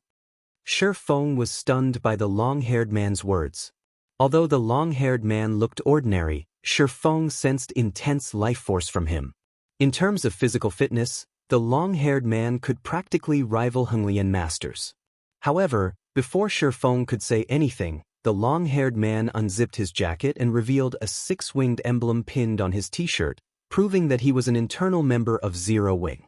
"I can tell that you're extraordinary at a glance, brother," the long-haired man said while showing off his emblem. He then pointed at the long line of people waiting to enter the building and grinned, saying, "Look at how long that line is. If you grab a ticket and join the line now, it'll take you forever before your turn arrives. However, I'm an internal member of Zero Wing. I have a recommendation slot that lets me help one person bypass the initial test." "What are you trying to say?" Feng asked curiously. "I can see that you're extraordinary, so I plan to recommend you to the guild. However, once you become an internal member of Zero Wing, you'll need to join my team. What do you think?" Looking at Feng with a serious look, the long-haired man said earnestly, "The team I belong to is extraordinary. Although it was established only recently, it has become a second-line team already. It's only one line behind the main force." Feng was at a loss for words. He never imagined such competition existed between Zero Wing's various teams. If he weren't Zero Wing's guild leader, he would have most likely been tempted by the long-haired man's words already. After all, apart from Zero Wing's main force, any other team that had a Tier 4 player leading it would be considered a second-line team. Meanwhile, all second-line teams could raid level 150, 100-man hard mode team dungeons. "What? You don't believe me?" Upon seeing Feng's startled expression, the long-haired man said delightedly, "Do you know who my team leader is? You'll get a fright if I tell you." Just when Feng wondered who this strange man's team leader was, the sounds of fighting came from inside the lobby. The din was like a sledgehammer pounding the ground. However, neither the long-haired man nor the other Zero Wing members present showed any concern over these loud sounds, appearing wholly accustomed to them. The newcomers, though, all expressed curiosity and tried sneaking peeks into the lobby. "Ignore that. It's nothing to fuss about," the long-haired man said when he saw the curiosity on Feng's face. He then added nonchalantly, "It's just the experts of another superpower coming to provoke Zero Wing.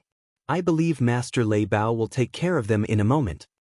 Feng asked, "Have there been a lot of such situations happening in Zero Wing lately?" "It's been like this since before I joined. However, it's become much more frequent recently," the long-haired man said as he nodded in frustration. "These superpowers can't bear to see Zero Wing developing. However, as they can't do anything to us in God's domain, they keep coming to our headquarters to make trouble. They keep asking us to sell them Zero Wing City's lands. I heard that the group that came here this time consists of 6 superpowers, one of them the Super Guild Mythology. Mythology's group is even led by the Feng family's young lady. That Feng Shihan really is something. Not only is she beautiful, but she's also frighteningly strong. She can take down master-level experts in practically one hit. I'm afraid only our big sis Fire Dance can take her on." The long-haired man shuddered when he spoke of Feng Shihan. It was evident he feared the latter greatly. After the long-haired man finished speaking, the lobby's door opened abruptly, and a group of people stalked out of the building. These people were representatives of superpowers, and they currently had angry expressions. However, when they looked at Fire Dance and Lei Bao, who walked out of the building shortly after them, and then looked at the injured master-level experts and one half-step neutralizing grandmaster beside them, they dared not do anything. Just you wait. Don't think that, just because we are helpless against you in God's domain, you'll be invincible in the real world as well. Zero Wing will only encounter more trouble for refusing to cooperate with us. The various superpowers representatives barked arrogantly at Fire Dance and Lei Bao, their voices growing complacent as they spoke. While master-level experts might be powerless against Zero Wing, there were bound to be superpowers capable of inviting Grandmaster-level experts to move for them. The corporations operating within the upper zone might even take action. After all, Zero Wing was too large a cake to pass on. According to the information the various superpowers had gathered, some forces based in the upper zone were already investigating Zero Wing, evidently interested in the guild. Hence, it was only a matter of time before Grandmaster-level experts came to find trouble with Zero Wing. Fire Dance and Lei Bao revealed somewhat grim expressions on their faces when they heard the representative's words. They had expected the battle at Ancient Rock City to have caught the attention of many organizations in the upper zone. Hence, they were certain that Grandmaster-level experts would eventually come to Zero Wing seeking trouble. While these Grandmasters might not be capable of doing anything against Zero Wing on the surface, if they came every day to pick a fight, it would ruin Zero Wing's reputation, not to mention the other unscrupulous tactics they could employ.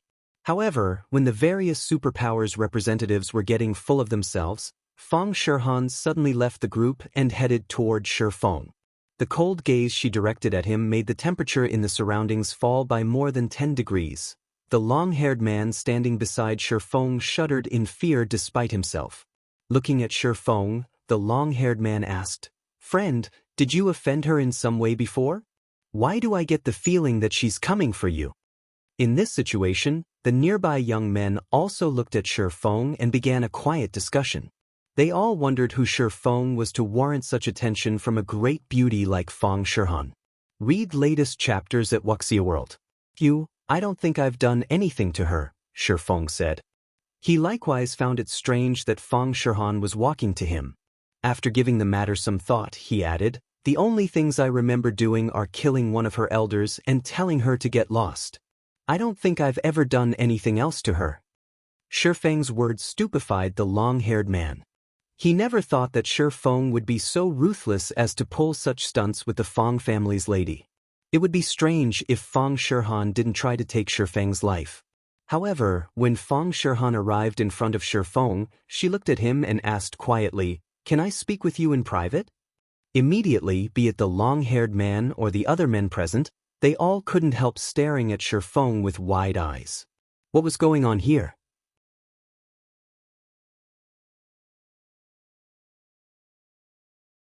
Chapter 2885, Sword Saint Blackflame? Shi Feng couldn't help taking a closer look at Feng Shihan when he heard her words. Currently, Feng Shihan looked slightly friendlier than the last time he saw her. She also no longer exuded the imposing aura of before, although the ambition in her eyes still burned bright. Just the two of us? Shi Feng stole a glance at the robust Matt and an elderly man standing among the group of superpower representatives. This elderly man possessed a powerful life force. He was absolutely a Grandmaster-level expert. Moreover, judging by how respectfully Matt was behaving around this elderly man, it was easy to guess that the elderly man held an eminent position in mythology. He should be a guild elder at the very least.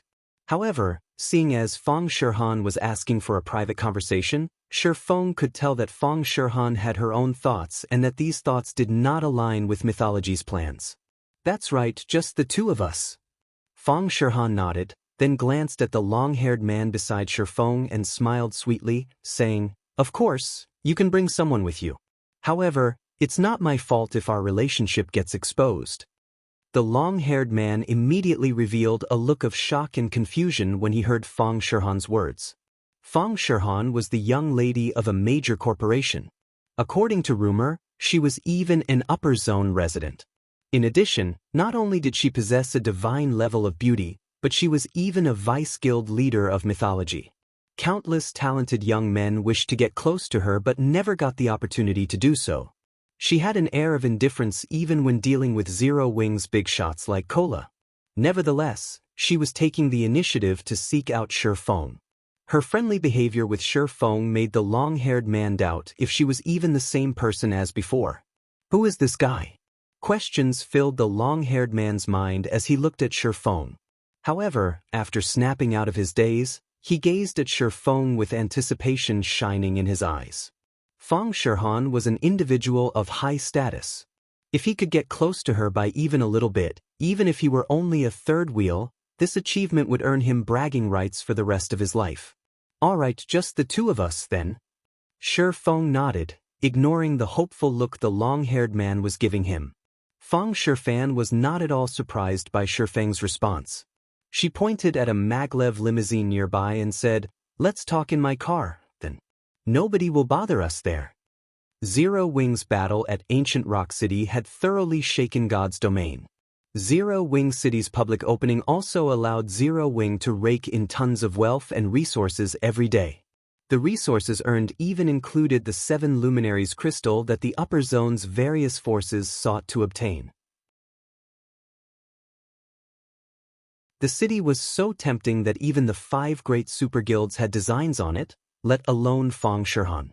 Zero Wing was currently rejecting all partnership offers for Zero Wing City, choosing to monopolize all of the city's benefits. The various superpowers could not get even the smallest cut of this juicy pie. To make matters worse, none of the superpowers could do anything about this situation. However, Feng Shihan was confident she could accomplish what the various superpowers couldn't. With her family's position and resources in the upper zone, she should be able to get Zero Wing to agree to a partnership.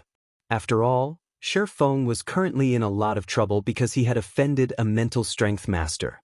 Although Feng lived in a different upper zone from Fujiozhong, the mental strength master had plenty of means to deal with him. Among the organizations operating within the 3 upper zones based in the country, those capable of protecting Feng numbered very few. The Feng family just so happened to be one of them. When Feng saw the maglev limousine, a hint of envy appeared in his eyes.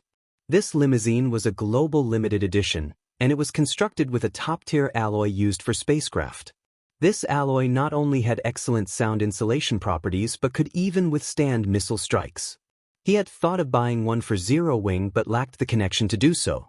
Nodding, Feng said, "Sure, let's get in the car." "In that case, this way, please, Guild Leader Black Flame." Feng Shihan smiled and took the initiative to lead Feng to the limousine. Her words left the long-haired man stupefied. The guild leader? The long-haired man stared at Feng's back with wide eyes. When he recalled how he had treated Feng like a little brother, he suddenly felt faint. After all, Black Flame's name in God's domain was synonymous with a killing god. He would create rivers of blood because of a disagreement. He had even killed one of mythology's legendary figures without hesitation. The long-haired man wasn't the only one stunned by this revelation. The young men and women in queue also took some time to process this information. He's Guild Leader Black Flame?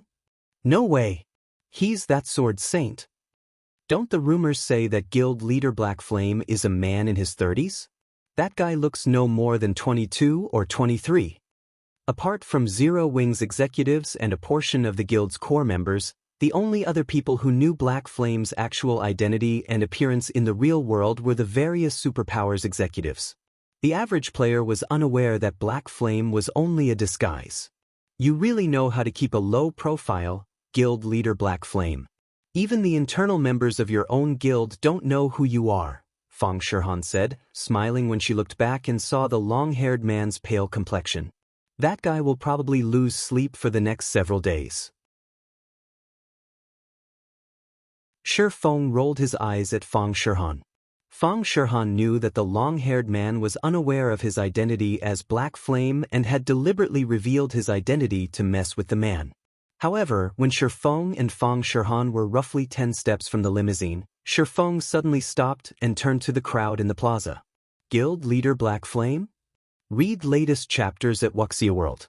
Feng Shihan was a little confused by Feng's actions. She followed Feng's gaze and looked toward the plaza. Although there were well over 1,000 people crowded in the plaza, Feng Shihan faintly sensed killing intent from that direction. Moreover, there wasn't just one source of killing intent but more than a dozen. This killing intent was well hidden. If one weren't a half-step Grandmaster expert or above, one would have difficulty noticing it. This can't be. That side is already taking action. Feng Shifan frowned. Only the Infinity Master Fu Jiuzhong could mobilize so many powerful experts. She whispered to Shi Feng, Guild Leader Black Flame, they should be experts the Infinity Master sent. The other side has a significant advantage in numbers. It's best if we pretend we didn't notice them and get into the car quickly. Even if it's them, they can't do anything against my car. A force of over a dozen half-step Grandmasters or above was indeed powerful. However, against the global limited edition limousine, even these experts could only lament their lack of strength. This was also why many major corporations wished to purchase this limousine. However, only 100 people in the world actually managed to get their hands on one. No, there's no need for that, Shi Feng said, shaking his head. He then began walking toward the plaza. I initially planned to ignore them, but since they came all the way here, I'll deal with them now. It's annoying to have them constantly buzzing me like flies. You're tuning in to the Passion Pages YouTube channel. We're so grateful for your support, and don't forget to subscribe to join us on this incredible journey through captivating stories. Your generosity through donations truly makes a world of difference, as it's the primary source of revenue that allows me to expand and enhance this channel for you. Thank you from the bottom of my heart for being a part of this adventure.